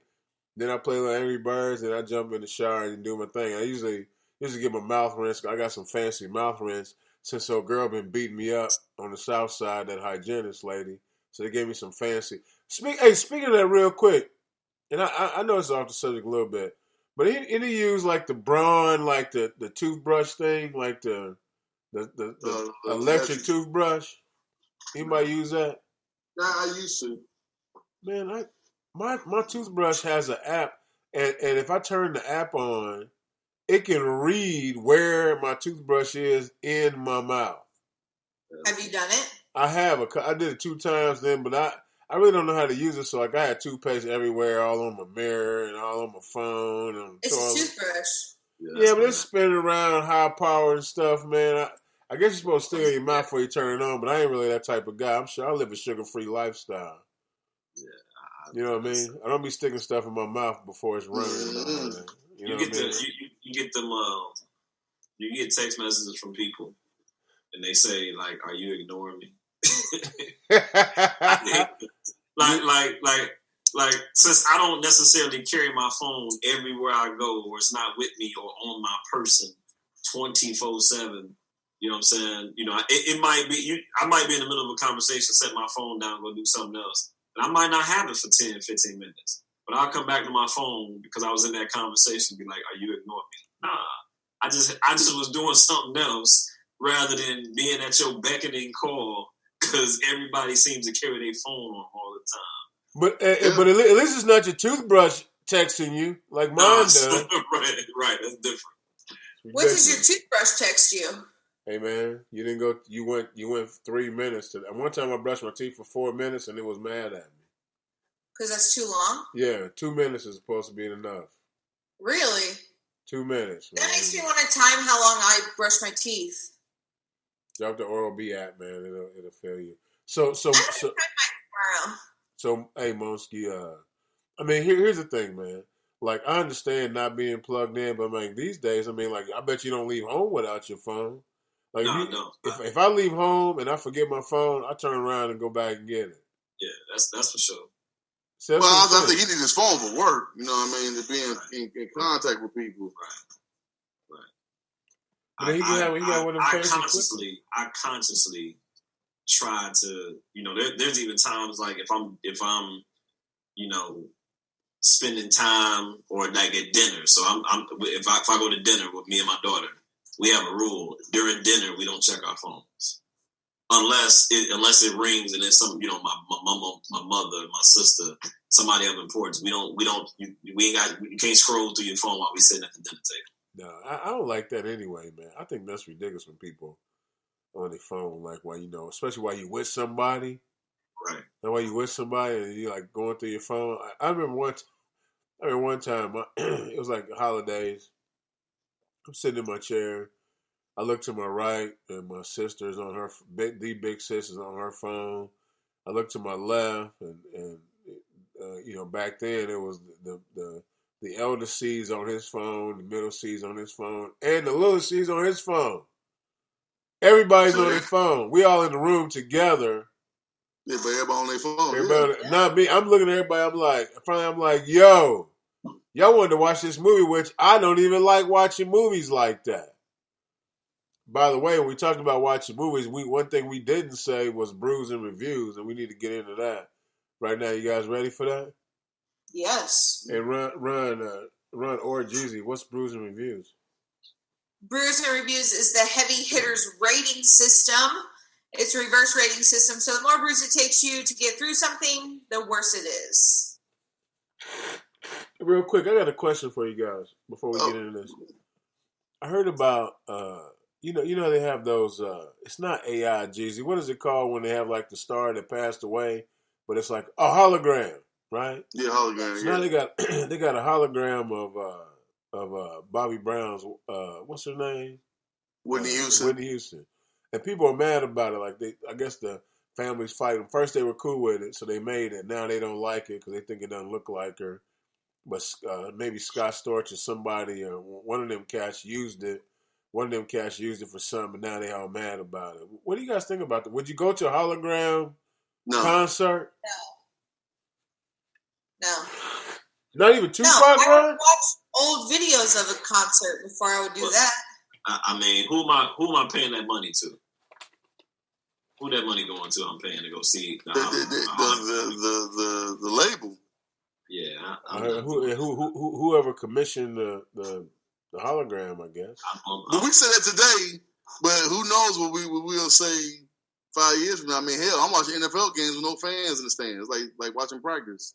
It is nothing like watching practice, by the way. You're just mad because they lost. You're mad because the Chicago Bears lost. Ain't no fan, ain't no motivation, ain't no sack dances, ain't no nothing, dog. Ain't nobody to look at. Ain't no crowd to get you hyped. You don't watch who watches the crowd at an NFL game on TV? Not one person. Hold on, man. Sometimes the older you get, the more out of touch you get. You do realize that fans have a huge effect on the game, right? You do realize that, right? They pumped in crowd music, buddy. That ain't the same as 50,000 fans in the stands, dog. We all said So you're telling me right now that fans have no impact on the game on the field?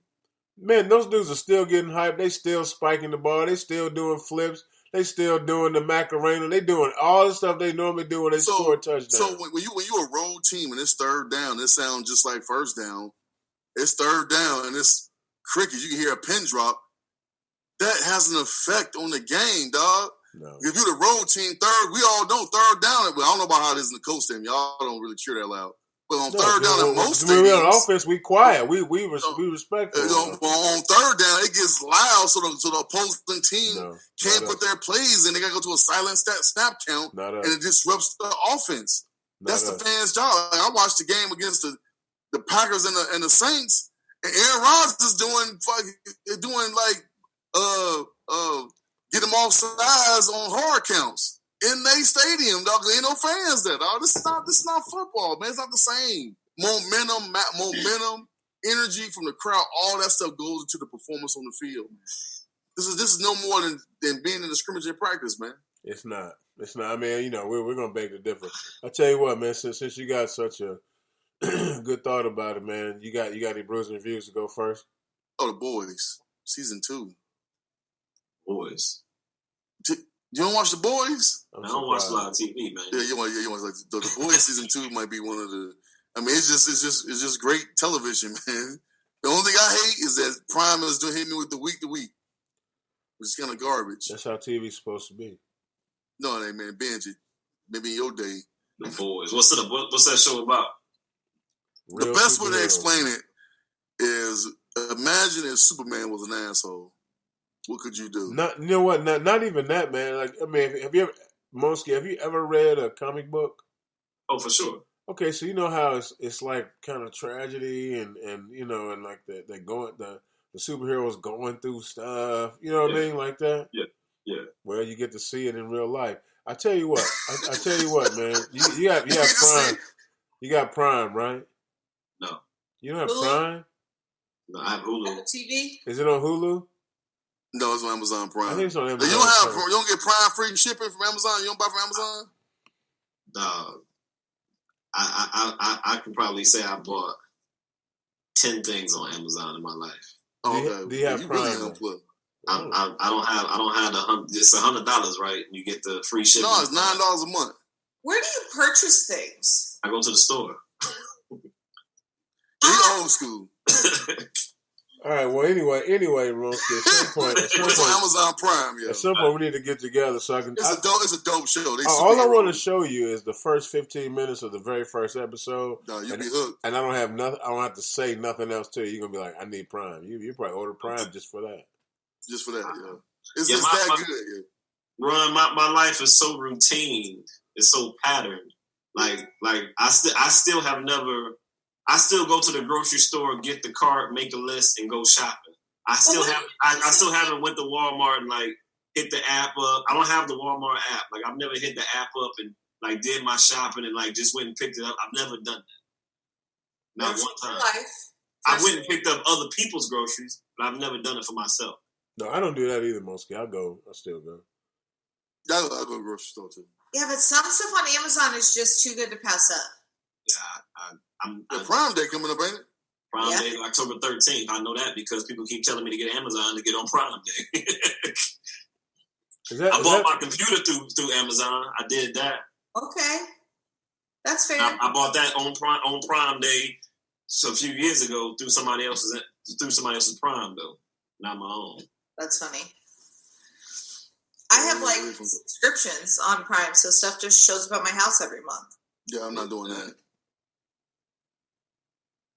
You know what? My grocery store in my friendly neighborhood doesn't carry the dog food I need. So instead of making an additional trip, I just have it sent from Amazon. I just DoorDash for the first time 3 days ago. Welcome. Yeah. DoorDash 3 days. I did. First of all, Ron, you get your dog special dog food? Yeah, because they're really needy and they can't have grains. They can't. They're pineapples. They're fucking dogs, man. What are you talking about? They can't have grain. Dogs, my dogs eat grass. They eat whatever you give them. They're thankful for whatever you give them to eat. Your dog probably turn their nose up at rice. First of all, my dog would eat anything growing up.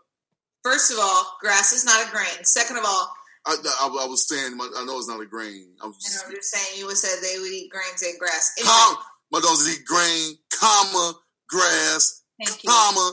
There you go. Thank you. But Felix is very needy and he is very sensitive. Listen, what dogs you got? Listen, and he literally got a skin condition. It cost me $300. So yes, I will buy them expensive, fancy food so that I don't have to deal with that ever again. You spent $300. It was bad. So that is crazy. He had to wear little boxers so that he wouldn't mess. This is insane. Wear boxers. But you don't want you'll step over a homeless man in the street. I think I have a picture. You would step over a person sleeping in the street. You would literally just cross over, and then to give dogs special dog. This is why he doesn't eat grains. I can't even. What is that? I don't know what I'm looking at. Then he had to get shaved. You do realize, even though we're doing this on Zoom, it is a radio show. A lot of people just listen. Yeah. Okay, so he had a skin condition. I was showing you a picture of the skin condition because Jeezy doesn't believe me.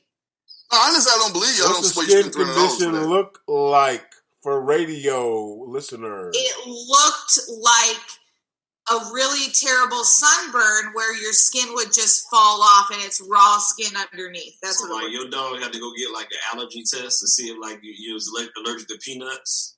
So no, luckily I had been giving them grain-free food and then I switched them to a normal dog food and that's when it happened. So it was very easy to determine that the food was the cause of that. Jeezy, I don't know why you're looking at me like that. Man, you know what's funny? I mean, I gotta be careful because I don't want the ASPCA after me, man. But I'm gonna tell you something. If I had a dog and all of a sudden he couldn't eat the cheapest food I could buy, No way. Done. For a ride. Yeah. No I'm sorry, way. man. Yeah. The dog be talking What you about. mean you need Roost Crisps? No way. You out here buying a Fogo de Chao dog food. You ain't paid no Not rent. that expensive. You ain't paid no.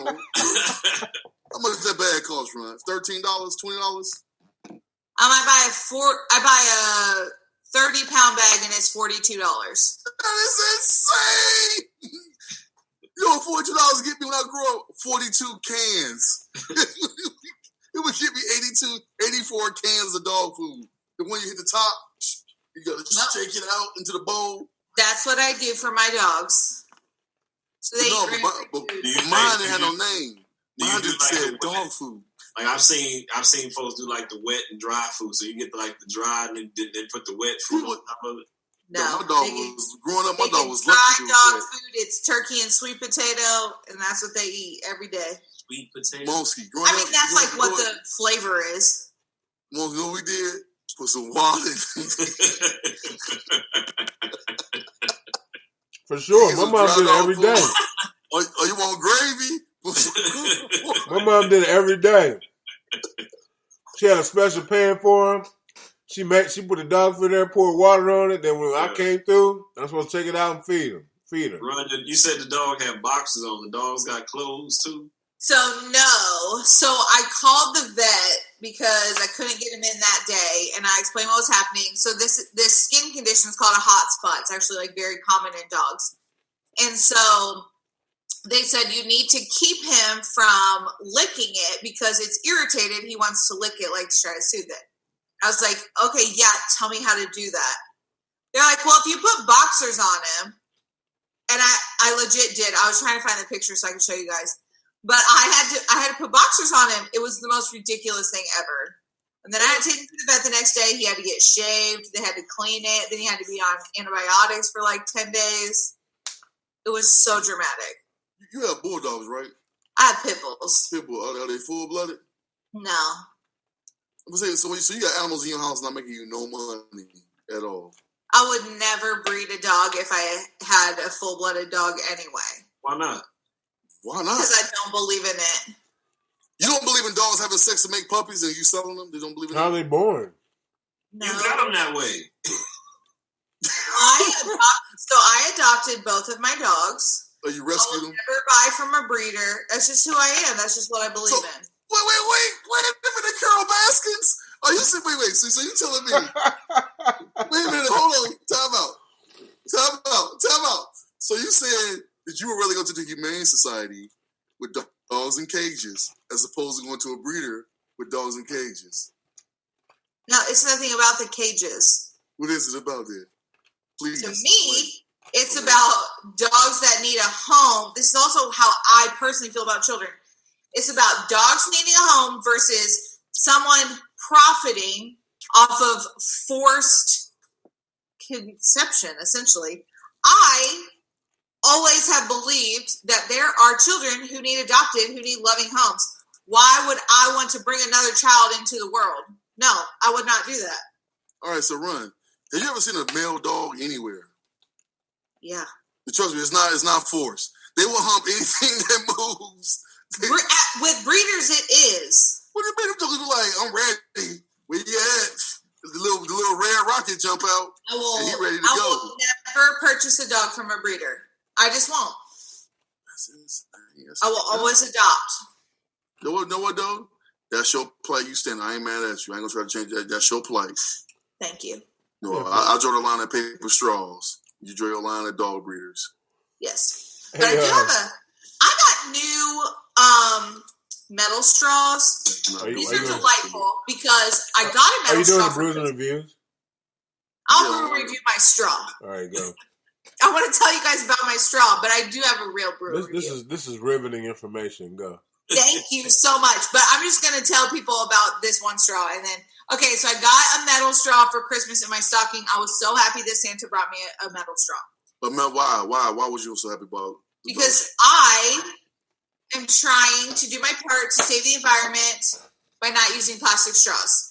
You know that on planet Can I Earth, just tell my story? there is more ocean than we even discovered, and we've been here for millions of years. This place this so much water here. We ain't even see it all. Can I worry about a straw.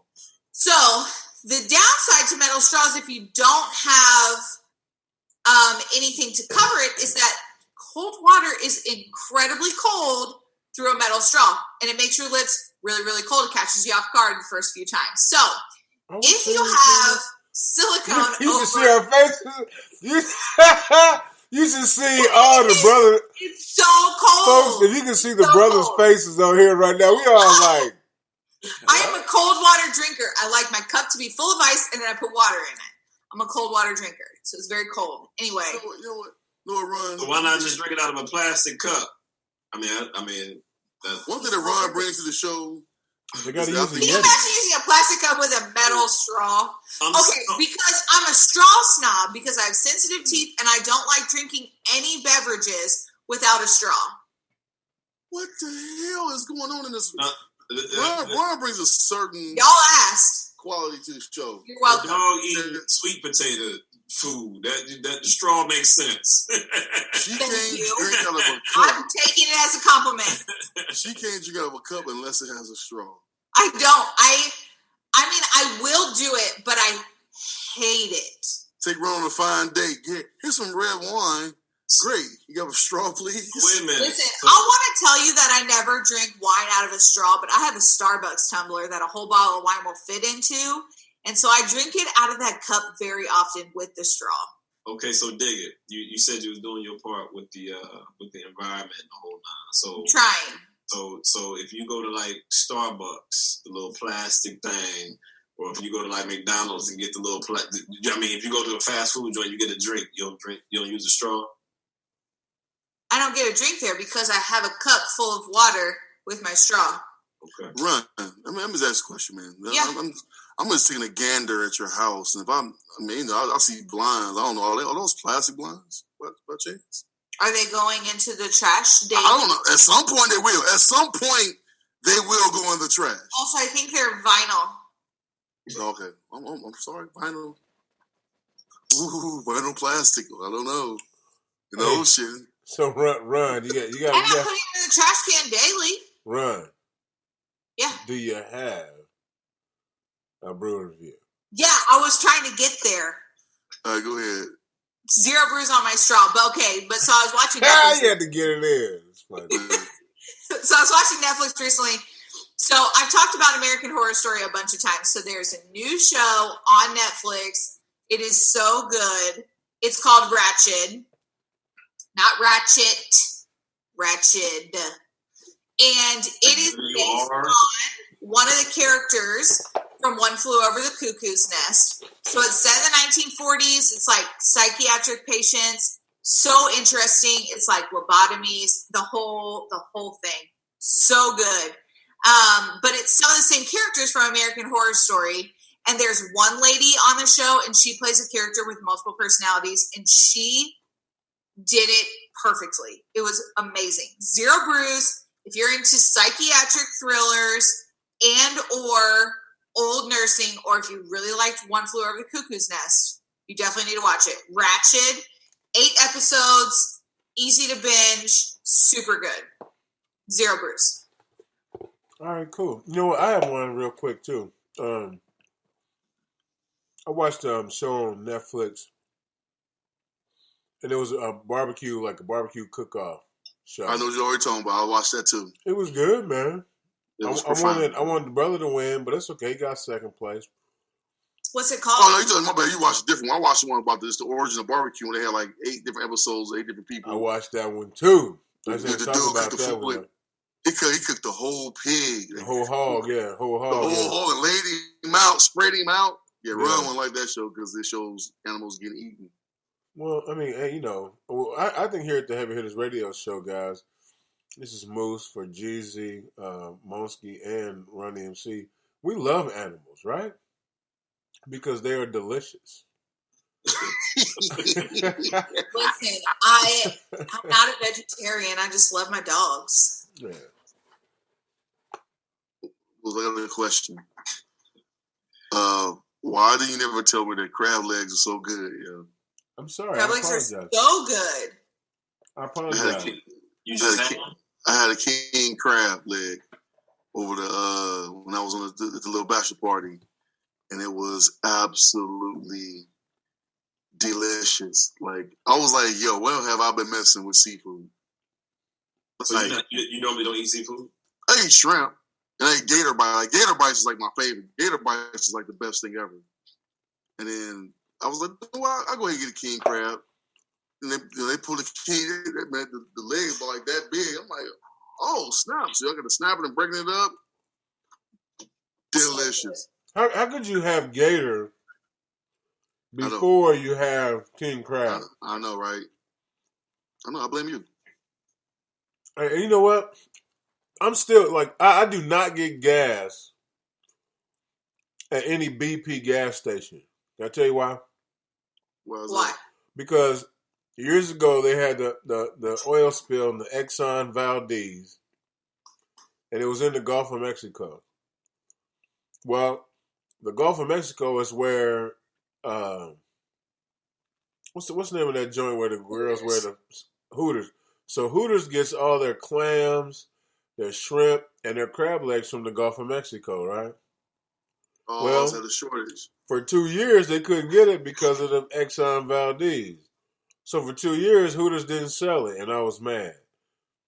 From what I found out is BP, which is British Petroleum, owns that, and that's where they were. So I don't buy their gas because I'm still mad at them.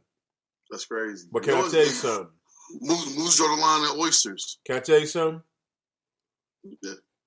If you get crab legs from Hooters, they're delicious. You'd be so surprised, man. They are absolutely delicious, man. I got a quick Jeezy Junction, real quick. Right. It's a question for the group. Are the residents of New Mexico called New Mexicans?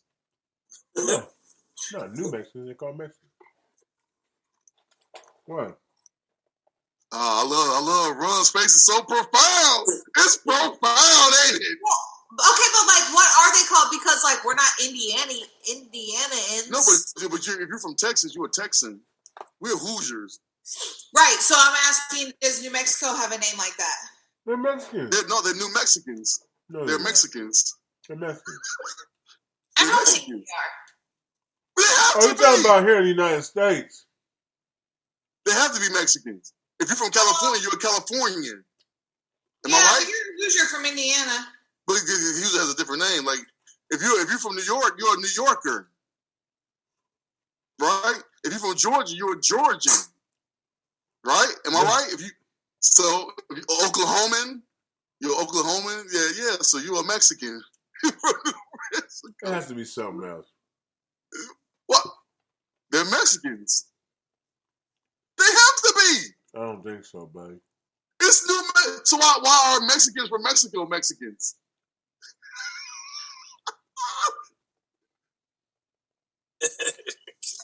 Jeezy, I mean, think about it. Jeezy, you have effectively stumped us. You stumped me. Yeah, I mean, They're I don't Mexicans, know. I'm dog. even trying to find it. They have to be Mexicans. So you got white Mexicans. I doubt it. I'm sure. I'm sure they figured out some kind of way to get away from that. 100%, but just for the sake of argument, 100%, dog, you're a New Mexican. I don't think so. I think most if you're from Washington, you're a Washingtonian. You're a Washingtonian. Like that's the name of where your state is, and or whatever behind it means where you're from. I mean, we're not Indianans. Indiana and maybe New Mexico. No, New Mexico is they're Mexicans. What about they're New Mexicans? What about North Carolina or South Carolina? They're not. The North Carolinians. I forgot how to say it, but it's Carolinians. I've heard it before, something like that. Wouldn't it be Carolinians? Something like that. Yeah, but they Mexicans, right? Yeah, they do Mexicans. All right, wait. Montanians. Yeah, that's not a thing. Well, I'm sure it's something to do with Montanians. What? What you say? I'm sure it's something to do with Montana. Hey man, so you guys think it's right that I ate some like anchovies? Matter of fact, if I post this video, you're gonna see Moose grubbing throughout the show, like eating. I want to run to find a Mexican. Yeah, you was man. That pizza did look. That was a thin crust. Where's that from? Bass Bo's. Hey, Bass Bo's. You know what? They don't pay us, but Bass Bo's Pizza, man. Mad Sav is the best pizza in the city, I think. Like, outside of Jack's, but Moose is gluten free now. So, I done told too much. So, guess what happens? Now I get gluten free ads on my stuff because I said I was gluten free, right, Jeezy? You will. Pay attention. Yeah. Whatever. So, according to statesymbolsusa.org, I'm going to read I'm going to answer Jeezy's question first, and then I'm going to read some of the ones that I think are fun. The only option here for New Mexico is New Mexican. Boom! But I would like to read some that are my favorites. New Mexicans. If you are from Connecticut, you're either a Connecticuter or a nutmegger. Wow. Nutmegger. Okay. That's what it says. If you are from Idaho, you're an Idahoan. I like that. Hey, speaking, I don't know where's my. Like that one. Hey, look. Let me show you this. That brings up something, man. Here's my mask for this month. You guys want to see it? Does it say Idahoan? Nope. Oh, goodness gracious. You guys see it? No. It says save them. It says save them. October. So you can decide what you want to say. But it's clearly pink, so you won't say them. But yeah. But you know, if you were E40, you could be Captain Save 'em. You know what I'm saying? We'll save them. Anyway, so yeah, but you know what? There's a lot of women that say save what, and I'm like them, Because they, you're supposed to save the woman, not the tatas. I'm done. I'm not even gonna get into that. Run, what's Montana? I'm not even engaged in these new rules. Like, I seen shirts that say tatas. All of a sudden, well, you gotta put the woman first. Man, yeah, go on, sit down. Save You're the woman. Montanan. We had a whole month for your titties, and you mad about that. Never happy, dog. Never happy. I'm sorry. Let me answer your question. Montanan. If you're from Wyoming, you're a Wyomingite. Wyomingite. Okay. Wyomingites. I'd say it's better code. That was a hard one. If you're from Massachusetts, you're a Bay Stater. You're what? A Bay Stater. So there's a Bay. Okay. BAY space STATER. So you're not a. So that's what you. So instead of a Montanian, you're a Bay. You're a Bay Stater if you're from Massachusetts. Well, Indiana, Hoosiers is just Hoosiers. Hoosier. If you're from Delaware, you're a Delawarean. Illinois. Illini. Illinoisan. Oh yeah, annoying. I like that. Yeah. If you're from Kansas, you're Kansan.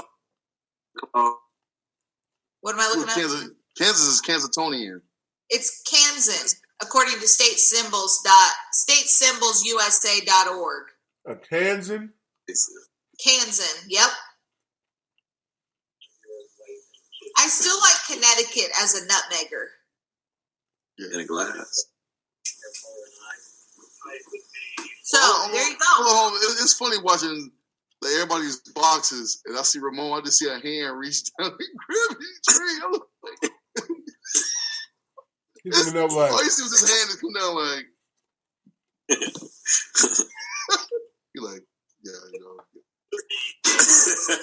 Then Moose over there, he over there eating every single inch of that. See, now it's weird. With the ugly ass hat on. Hey man, don't ever say Moose eating every inch of that. Don't ever say that again. That ain't cool. But you was, though. I'm eating pizza. I'm not eating every inch of nothing.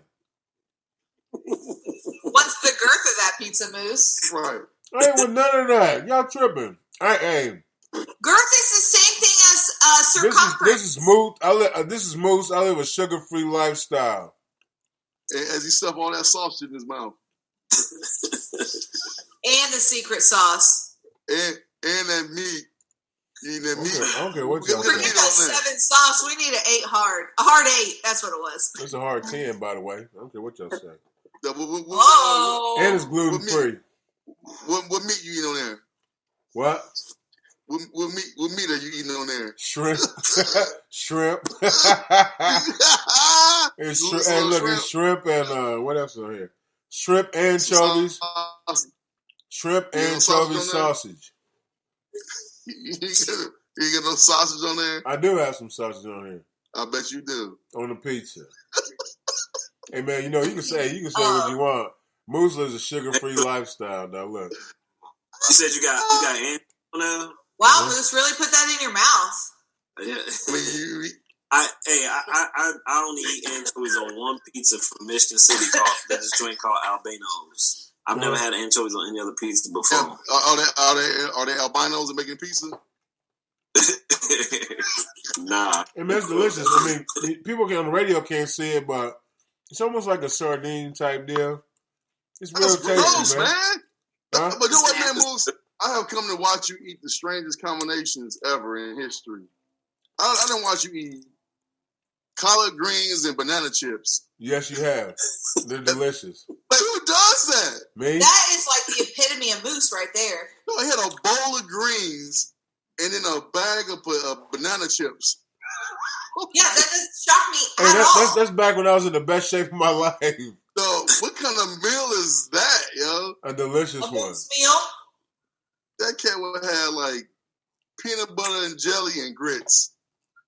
Yeah, that's good. But you can dip the peanut butter in it. Got the butter, man, and the sugar on it, man. Delicious. Gross.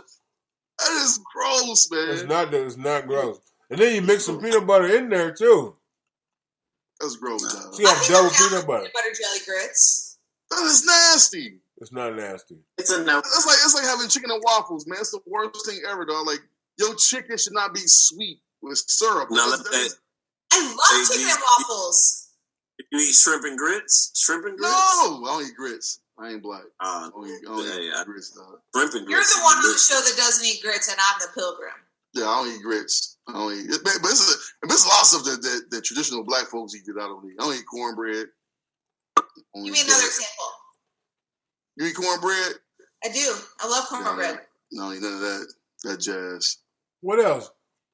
This will be a new segment. What black food does Jeezy does not eat?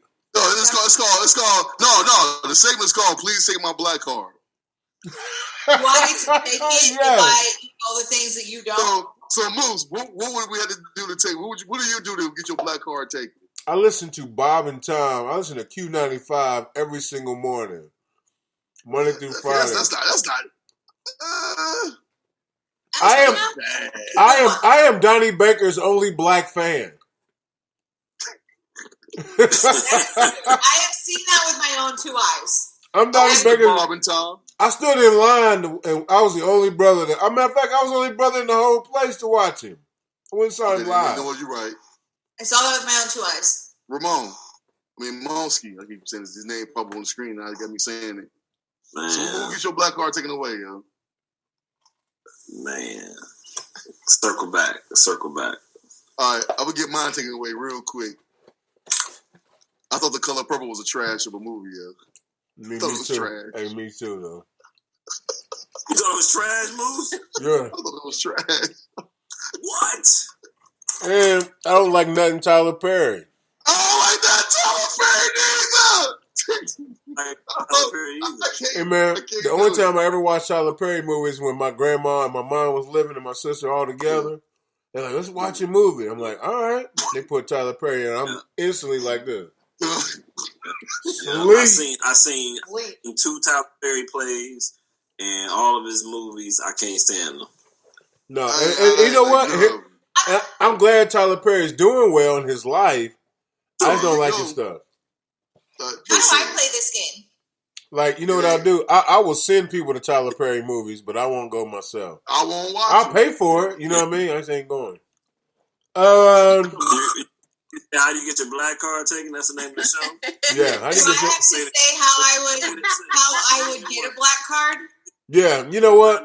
Hey, you know what? How would you get your black card? And don't say some of the obvious stuff that you could say. Yeah, for real. I know. That's what I'm thinking. No, you gotta say, I go to gas on 16. I would get my gas on 16 and 10. I buy a single bag of ice like for $2 for $1. You get my gas at 16 and Tim's. Yeah. You go to the east side. I bought a red Kool-Aid in a gallon jug. You know what? It's not red. It's always purple because I don't do red. She got her black card. Is she playing? How does she earn her black card? Right. So how do you earn your black card? Getting gas on 16 and 10. I know, but I'm trying to think of an obvious answer. Wait, no, we're not going with the obvious answer. You got to go. You got to come up with some other stuff. I mean, there's a million things. I know. I'm trying to go with the non-obvious answer here. Give us a couple obvious ones first. We know you. Okay, well, I live in the 46222. Boom. I don't even know what that is. So and folks, if you don't know, Flaggville. And folks that are listening, this is Flaggville, which is adjacent to Hallville, USA. I'm in the 227. Exactly. You down there with the Burmese population. I'm out here with Biden calls. You wouldn't know what a suburb is. You got lost. I live 3 blocks from King Ribs. My backyard smells like barbecue. I'm out here with the Quakers. Matter of fact, no, it's funny, nigga, that they come. My backyard smells like barbecue too. Korean barbecue. King Ribs barbecue. Korean barbecue. I'm the master griller out here, yo. No, you're not. You know what? I'll need you co-signing. You are the master. You're the master of cooking outside. You cook outside, but if your barbecue grill has an app that you can control the heat, you're not barbecuing. You're cooking outside. You do a good job of cooking outside. Oh, I am the master griller, man. Man, look how far technology has come. We talked about earlier a toothbrush that had an app. Yes. You got a joint outside that you got an app to. Hold on. Matter of fact, I'm not even gonna disrespect it with barbecue. Don't listen to him. I have a grill. Yes. Yeah. Actual grill. Yeah, you have a grill. It's a gravity fed grill where the coals basically comes down to this little chute. It's a what? Hold on, man. You gonna do me like that, dog? So you gonna do me? It's a it's a gravity fed grill. So you put your coals into this hopper, and it basically the coals go down, and it keeps them. And you can control the temperature that way. Shack lips. Like the charcoal, you control it. Moose, how do you control the temperature of your grill? What's her name? Well, you know what I do with Pinky. Pinky. The way I make Pinky roll. Her actual full name is Florida Pinky Tuscadero Evans. But the way I do Pinky for sure is that I have to open up the traps. I have to open up the traps. I have to open up the vent. I have to make sure that it's on right. Yep. And when I burn that wood, when I burn that hickory wood, you already said gravity fed coals, big boy. No, I can throw in lumps of wood in there too. I can throw wood in there. I'm sorry. What'd you say? You can throw what? I can throw oak. I can throw mesquite. No. You said lumps of wood. I'm throwing real wood. Matter of fact, it's just in the back of my car. I'll take a picture of it. Yeah. Yeah, but I can do that too, man. No. Yeah, my grill's awesome, man. And then I can go from 200 degrees to 800 degrees, man. Hey, Mosky, is that real grilling where you can go to 200 to 800 look, what we talking about earlier, Mosky? With the finger swipe? With the finger swipe, he can turn up the grill. He can turn up the heat on his grill. Sounds like no. You turn it up, and then the fan kicks on. The fan. Ain't no fan on a grill. It is. It's for the oxygen. What's the fan on Pinky? You open the trap. Oh, I know, man. Window. I cooked that steak. I cooked a ribeye. That mug came out premium, and I had a little grilled sear marks on there. Mine too. So let me ask you a question. So I gotta take it a step further. So we talking about the grilling. Would you say that's actual cooking? They got that one stove joint now where you can have an app on your phone to monitor the stove. It's got like the halogen light bulbs in it or whatever. You know what I'm talking about? Set it and forget it. Set it and forget it. Oh, man. Yeah. It's got the recipes you download to the oven. You just put the food in there, hit like the recipe, the joint cooks. Hey, man, you got this grill out back we call Emerald Lagasse Grill, man. You ain't talking about nothing, man. Hold on, man. And then on top of that, I got a griddle outside, which I do the best hibachi in town, bro. You got a griddle. I'll give you the griddle. Good job. My hibachi game is second to none, bro. I'm talking about with the shrimp, the rice. I set it on fire. I make the volcano. I do the onion volcano. Yes, I do all of that. You're like ting. Vegetables in people's mouths. No, I do all that. I cut up the little egg and I flip it up in the air. Yeah, come on, man. I make the heartbeat on the rice. Come on, bro. My griddle game is on point now.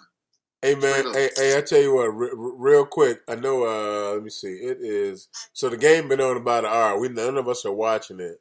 So, okay, so like all these. I don't watch practice, man. All these NBA teams. Matter of fact, every sport is playing at the same time right now, which is pretty crazy.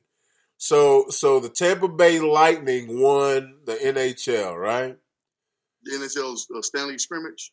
The NHL, Tampa Bay won the NHL. Who is going to win the World Series? Which they're in bubbles now too, by the way. So they're all in bubbles. Like they're in bubbles in Texas, and I forget the other city. The NFL, excuse me, the MLB, and then the NFL is also playing. All right, guys, who's winning what? I'll tell you why I want to win baseball. All right, go. I want the Astros to win, just to throw it in everybody's face. They can't cheat. Hey man, they already did it. They came back and was like, look, we made it again. You know what I mean? But they batted. I'm with that. Everybody's batting average is 75 points lower than it was last year. Everybody's. Yeah, but the results don't matter. The results matter. They in the second round of the playoffs, dog. They was I'm cheating. with that. They was cheating like a mug. Mosky, who you got? If you ain't cheating, you ain't trying. That's my philosophy. Baseball, man. I think the Yankees gonna win it. You see, John Carlo last night hit a grand slam in the ninth inning, and he held the bat up like, yeah, I did that. Well, his name is what? Yeah. Is it John Carlo? Am I saying it wrong? It's Gene Carlo. But anyways, oh my gosh, man. I suffer from black mouth, man. Carlo. No, not Gene Carlo. It's not Gene Carlo, right? Is it John Carlo? Am I saying it right? It's Gene Carlos. Carlo Stanton. It doesn't matter. Stanton home run. Run, who you got? Who are my options? Oh gosh, never mind. All right, man. All right, so in the NBA Finals, man, we got the Lakers and we got Miami. Who you guys got? That one I knew. Jeezy, who you got? I hate to say it was gonna be the Lakers. And the Lakers in the scrimmage.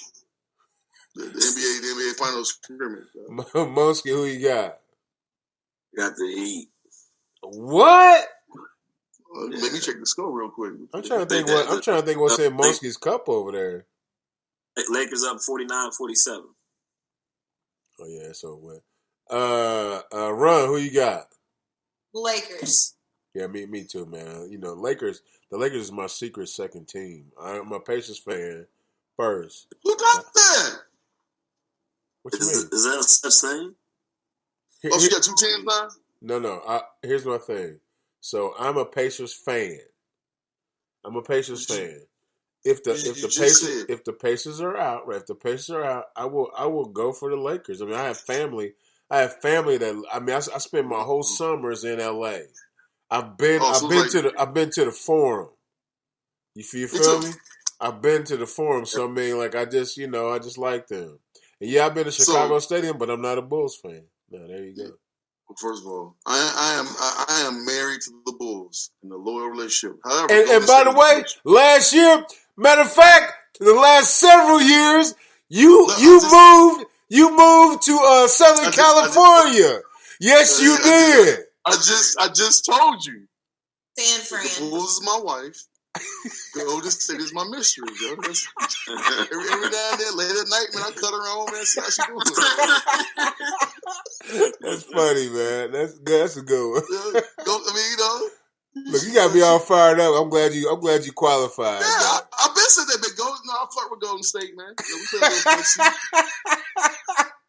In your phone, what's Golden State saying in your phone? Right. It was a good phone name with Golden State. Big Moose, a.k.a. all lowercase, a.k.a. That's when you know it's them. It's Golden State called. It's Golden State. It's Golden State. Oh, that's so funny, man. Lowercase Moose. Who is that? Oh, that's Moose right there. It's Moose. You sure? It's Little Moose. I ain't calling so late. Hey, man, look, I got tears in my eyes off of that, man. Oh, goodness gracious. All right. I like Steph Curry, man. I understand. But I'm a Bulls fan to the end. Me too. I'm Pacers. I ride and die with Pacers. Hey, so, all right. So look, it's football time. It's football time. Moose obviously rides with the Colts. We know Jeezy's riding with the Bears. Are you sure ain't a Raider fan today? I mean, guess what? I was going to say, you know what my second team is? Your Oakland Raiders. I have my family out there. Ask me as a Bears fan, who's my second team? Las Vegas Raiders. Well, it's Las Vegas now, but I love the Raiders. Bears fan, who's my second team? I loved them back in the day. Go ahead, buddy. I don't have a second team in football. So you're not sleeping with nobody in the NFL. With the Bears. You're not sleeping with nobody in the NFL. I ain't no second football team. Right. It's the Bears or nothing. Hey man, look. You know what, Jeezy? I enjoy watching the Raiders play, man. But so you gotta understand this. I'm from Naptown, so there was a time we didn't have a team here, and I knew what was happening. You be a Bears fan. I was a Bears fan, but I also liked the Raiders. I like the Bears because they were close, and I went to a game. To have options. Right. You can't have options as a sports fan. Listen to me. All right, wait. No. Oh man, are you kidding me? You Jeezy. can't have options as a sports fan. Jeezy. It's football. With football, it's Notre Dame. No, you said sports. Notre Dame football, IU basketball, Bulls. Okay. Basketball, you see who I rep at basketball. You hoops. You see that. UK all day in basketball. Notre Dame football. That's it. You know, and the Chicago Bears. Hey guys, I'd like to say this. And the Cubs. I'd like to say this to you real quick. Says the man wearing a White Sox hat. Sorry. No, I like the colors. I ain't gonna lie. The colors is dope. So if you're a real Cubs fan, you would never do that. By the way, that's not true. Right, wrong side. I got the Michael Jordan. I got the Jeffrey Jordan Sox jersey with the hat. Go to match with the Jays, though. Hey, so wait. Well, I'm also sorry. the Yankee hat. I'm sorry. I would like to say something real quick, and then I'm just gonna be quiet. So you and Monsky both brought up colleges, and what you did was you picked one college football team and another college basketball team, and you said, it's all about loving one team and loving one. I would just like to say that I can text you all the 2019 dance competition, the collegiate dance competition, and I'm only going to text you one team. Hold on. I'm only going to text you one team. There is the college football season. I'm only going to text you one team. When it's college, until they play Ohio State. When it's college tiddlywinks, I'm only going to text you one team. Until they play Ohio State. Basketball, football, field hockey, swimming. Until they play Ohio State. Gymnastics. It doesn't matter. Man, for real talk, man. I like when last one time team. I beat Ohio State in football? When last time? It's been about 11 years. 2000 what? It's been 11. It's been 11 years. Yeah, it's bad. It's been 11 years, man. Yeah, it's been a decade. A decade. I would just like to say the last time Notre Dame and Michigan played, Michigan won that too. And we got to talk about that anymore? No, but the time before that we beat y'all. No, you didn't. Matter of fact, the time before that we beat y'all. Me and you was together. Moose, we was together that game. You not remember that? No, we wasn't. Say what? We was at the spot and my shit. And Mosky was with us. In Broad Ripple, you right. In Broad Ripple, you was with us. I said we had a couple of Pilgrim friends with us. I said the last game. A couple of your Pilgrim. I said the time before that. We're not talking about that. We're talking about the last time. Oh, we're not talking about that? No, we're talking about the last time. And we don't get out. Look, Ron ain't got nothing to say because IU ain't got nothing to say to nothing to nobody. You know what? They suck, but I'm loyal. Exactly. I want to win a championship in my lifetime. They haven't yet, but I'm loyal. Talking about the Jaguars? No, I'm talking about the Hoosiers. But again, you know what I respect about her? Basketball, football, field hockey, whatever. She's a fan of that. Field hockey? Yeah, that's right. How right. do you even watch collegiate field hockey? Because you know what? He don't. Sometimes you flipping. Sometimes I'm flipping and I see it and I see the maize and blue. I stop and pop like, go blue. All in. I'm all in on this. Dudes was playing Uno and they was playing Uno and I saw. I was like, oh, I'm watching this. It was like Michigan versus. It was Michigan and Nebraska. It was Michigan and Nebraska Uno and I watched it. That's how we do it. That's it. How many Wildcats in the NBA Finals right now? How many maize and blue in the NBA Finals right now? How many? It's only one, man. They got Hero. I know Hero the only one from Michigan. No, Hero's not from Michigan. Anthony Davis. Hero is from Kentucky, goofball. No, not Hero. What the heck? My bad. What the heck? It's the other kid. Yeah, you don't even know. He's from your school that you like. I bet spoke. I misspoke. I meant the other dude from Michigan. It's over with. It's over with. You can't. Nothing you can say now. Duncan Robinson is a Wolverine. That's what I meant. That's what I meant. Oh yeah, but you meant the guy from Kentucky. You said from Michigan. Right? I checked it all up, and I was loud and wrong too. And I know Tyler Hero's from Kentucky. What'd you say? You was loud and wrong. Because he actually came from Wisconsin to go to Kentucky, and people was mad that he didn't go to because he went to the Big Ten. Right. That's exactly right. Yeah, he didn't play for them losers. That's funny. Yeah, I know. It's too bad you didn't even know who he was. You thought he went to Michigan. I know he was. I misspoke, man. The one kid from Michigan, the other shooter. He's Duncan Robinson, you were man. convinced you knew what you was talking about. Loud and wrong. That's all good. Duncan Robinson. So aside from Hero and Davis, who else? Is anybody else from Kentucky in the final? Bam Adebayo. Oh, that's right. Did he go to Kentucky? My bad. Rajon Rondo. Rajon went to Kentucky. Yeah. Yeah, went to Kentucky. Yeah, went to Kentucky. Yeah. Anybody else? I don't know. I don't know Lakers roster like that. I'm sorry. I don't watch the Lakers like that or the Heat, so I don't know they full roster to know player by player who they on their team. Oh, okay. I'm pretty sure there's more than with the UK. Yeah, there's a lot, man. There's a lot, especially there's a lot in the league, right? It's a whole bunch. Yeah, no, it's pretty cool. It's fun. Ain't that crazy? It's fun. It's a lot. When last year y'all had what? The last great one was Chris Webber with 92. For what? Basketball. Last great NBA. No, we got a lot of great players right now. Like who? I'm waiting. I mean, Tyler Hero is in the finals, by the way. We said great. I mean, he's good, but come on, great. You talking about the last great player from Michigan? I'll wait. Go ahead. The last great player from Michigan that is in the NBA. Yeah, the point guard, the boy that went off in the tourney.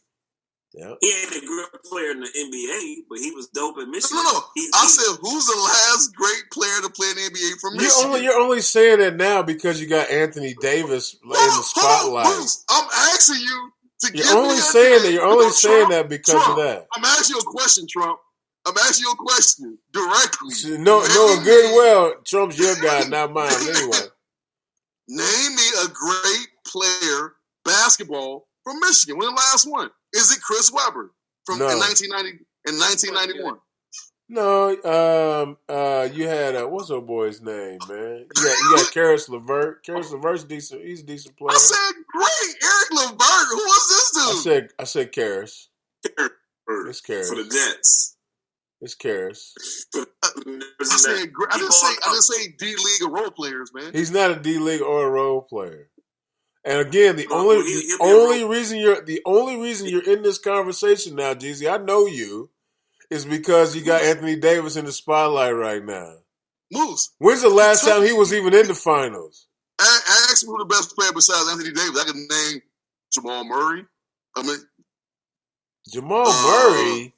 I'm not Jamal Murray. The kid from exactly. You can't even get the names right. Doesn't matter. Jamal Murray went to Kentucky. He did go to Kentucky. Yep. Jamal Murray went to Kentucky. Your boy from Phoenix went to Kentucky. Your boy from Phoenix. Yeah, you know the point guard. I can think of his name. We got a ton of great players from Kentucky. It's cool. I can name a bunch of players from Michigan too that are playing in the NBA. No, Devin Booker's a superstar in the league from Kentucky. He's not a superstar, buddy. I love him. He's not a superstar, but he's not a superstar. They got Mortz Wapner. Who from? I'm just waiting for like the best player. Okay, no, I'll throw your softball. Give me a Michigan football player that's like good in the NFL. There's a ton. I can answer that one. Who? Tom Brady. The GOAT.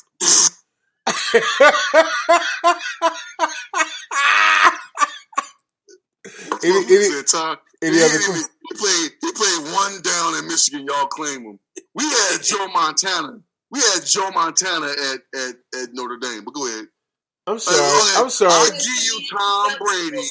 Tom Brady didn't play. He played like 5 games at Michigan. But I give it to y'all. Who else? Did he go to Michigan? Did he go to Michigan? He did. Who else?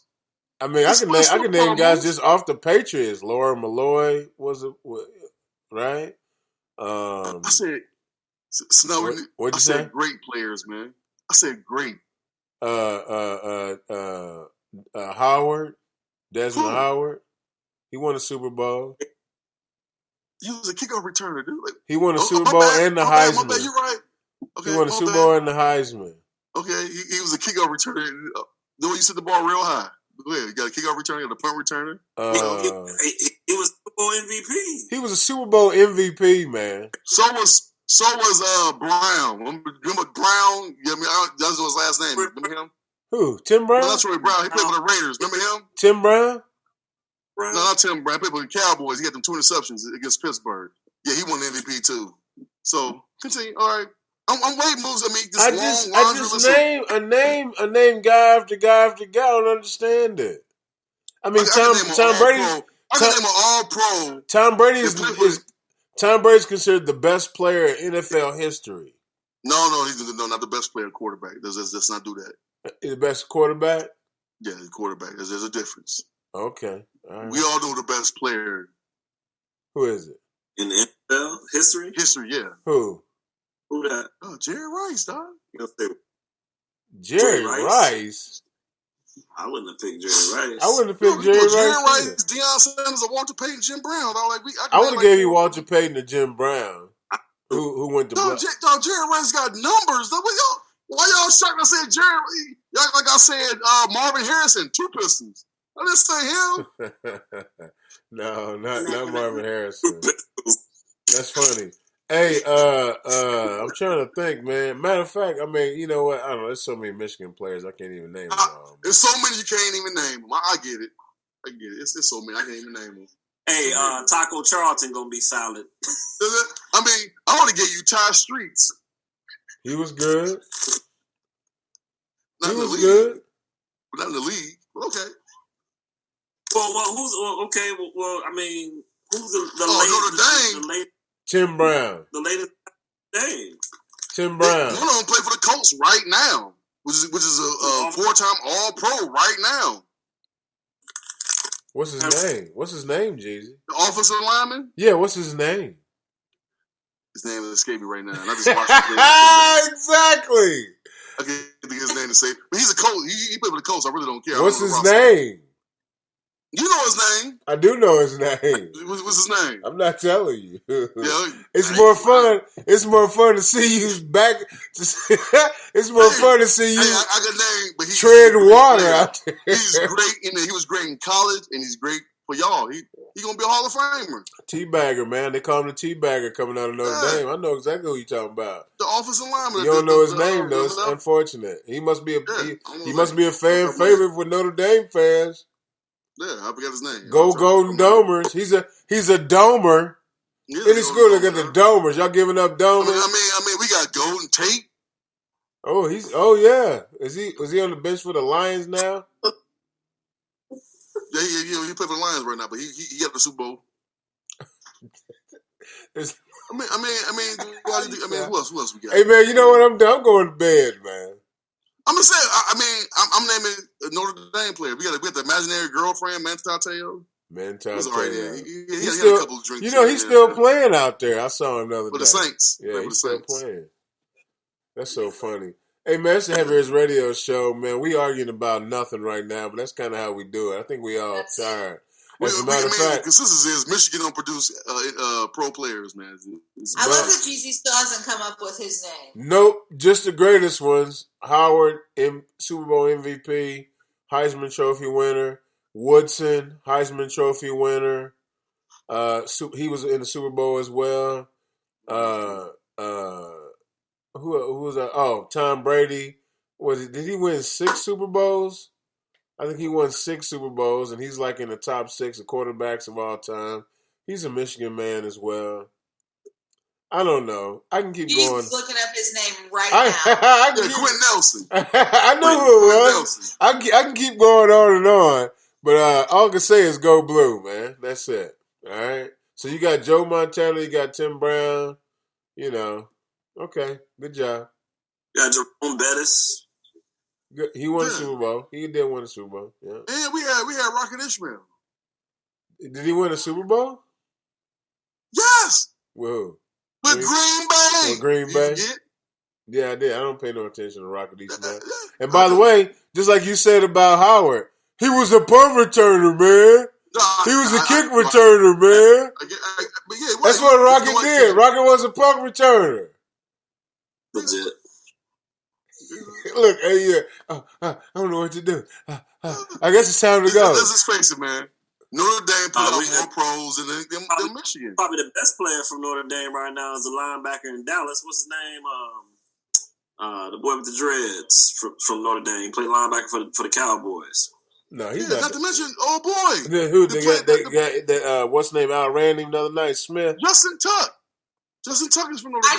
Can I just recap this for just a second? The boy with the dreads, oh boy, and what's his name? That's who we're talking about.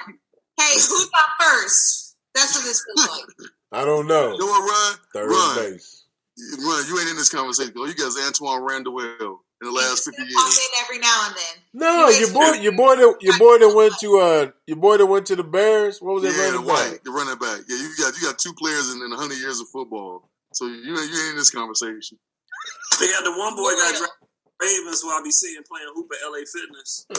What's the wide receiver?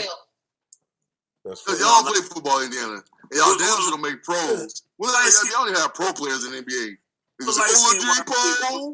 Wide receiver at IU got drafted by the Ravens. Tandon Doss, ain't that his name? Yeah, he went to Ben Davis too. He's a Ben Davis guy. Yeah, I be seeing him at LA. He beat some dude up at LA Fitness for a foul. I bet he's a certified BMF.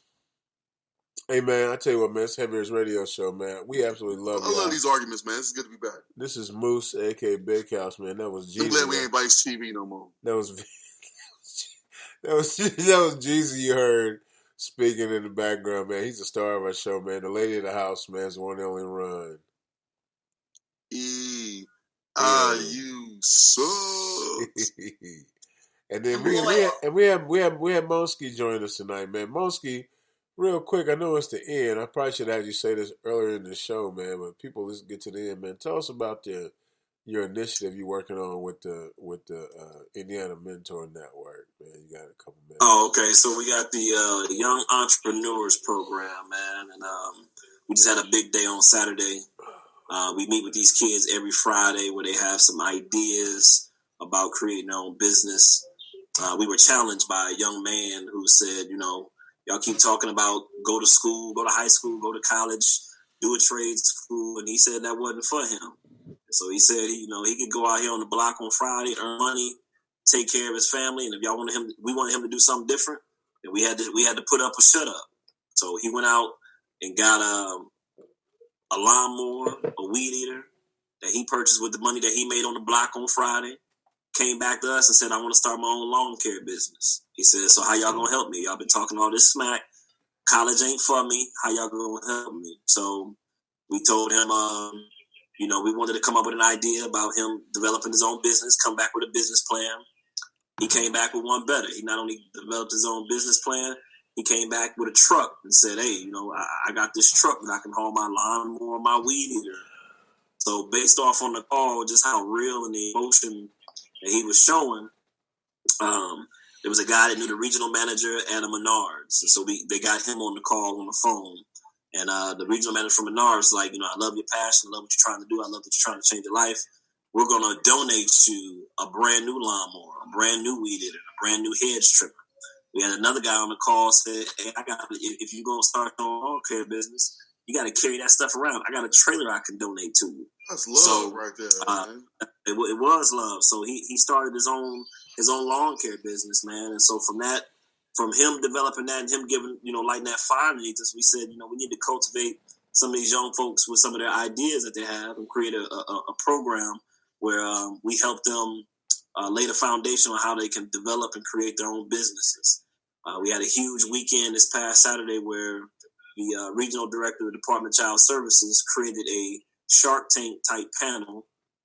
She got 4 of her colleagues to where we had 6 young folks present their idea and their business to the panel, and the panel would then give them money towards helping them start their business or giving them supplies for the business. Department of Child Services donated $5,300 toward these 6 individuals.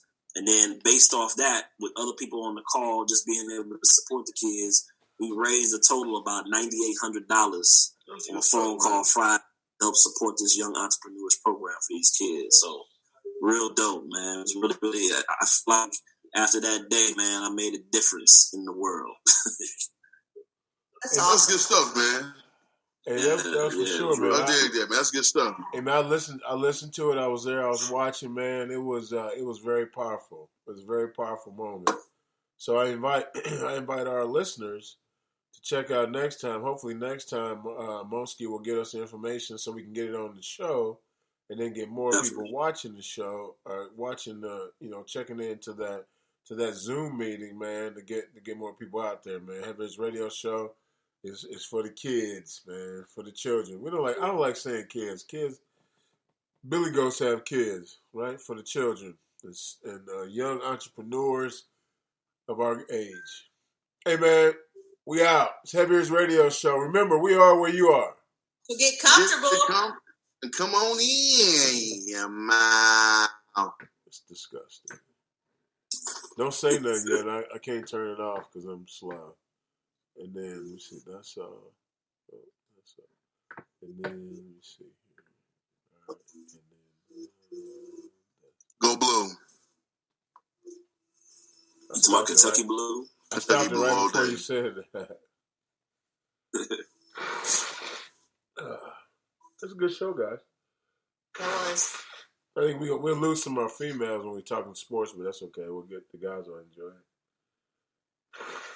Yeah.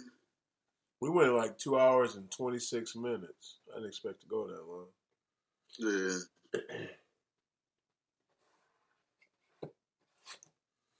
Lord have mercy. Jeezy, your facts are all fucked up, buddy. You gotta send me this stuff. What facts? About Breonna Taylor. You gotta send it to me, man. I would love to read it.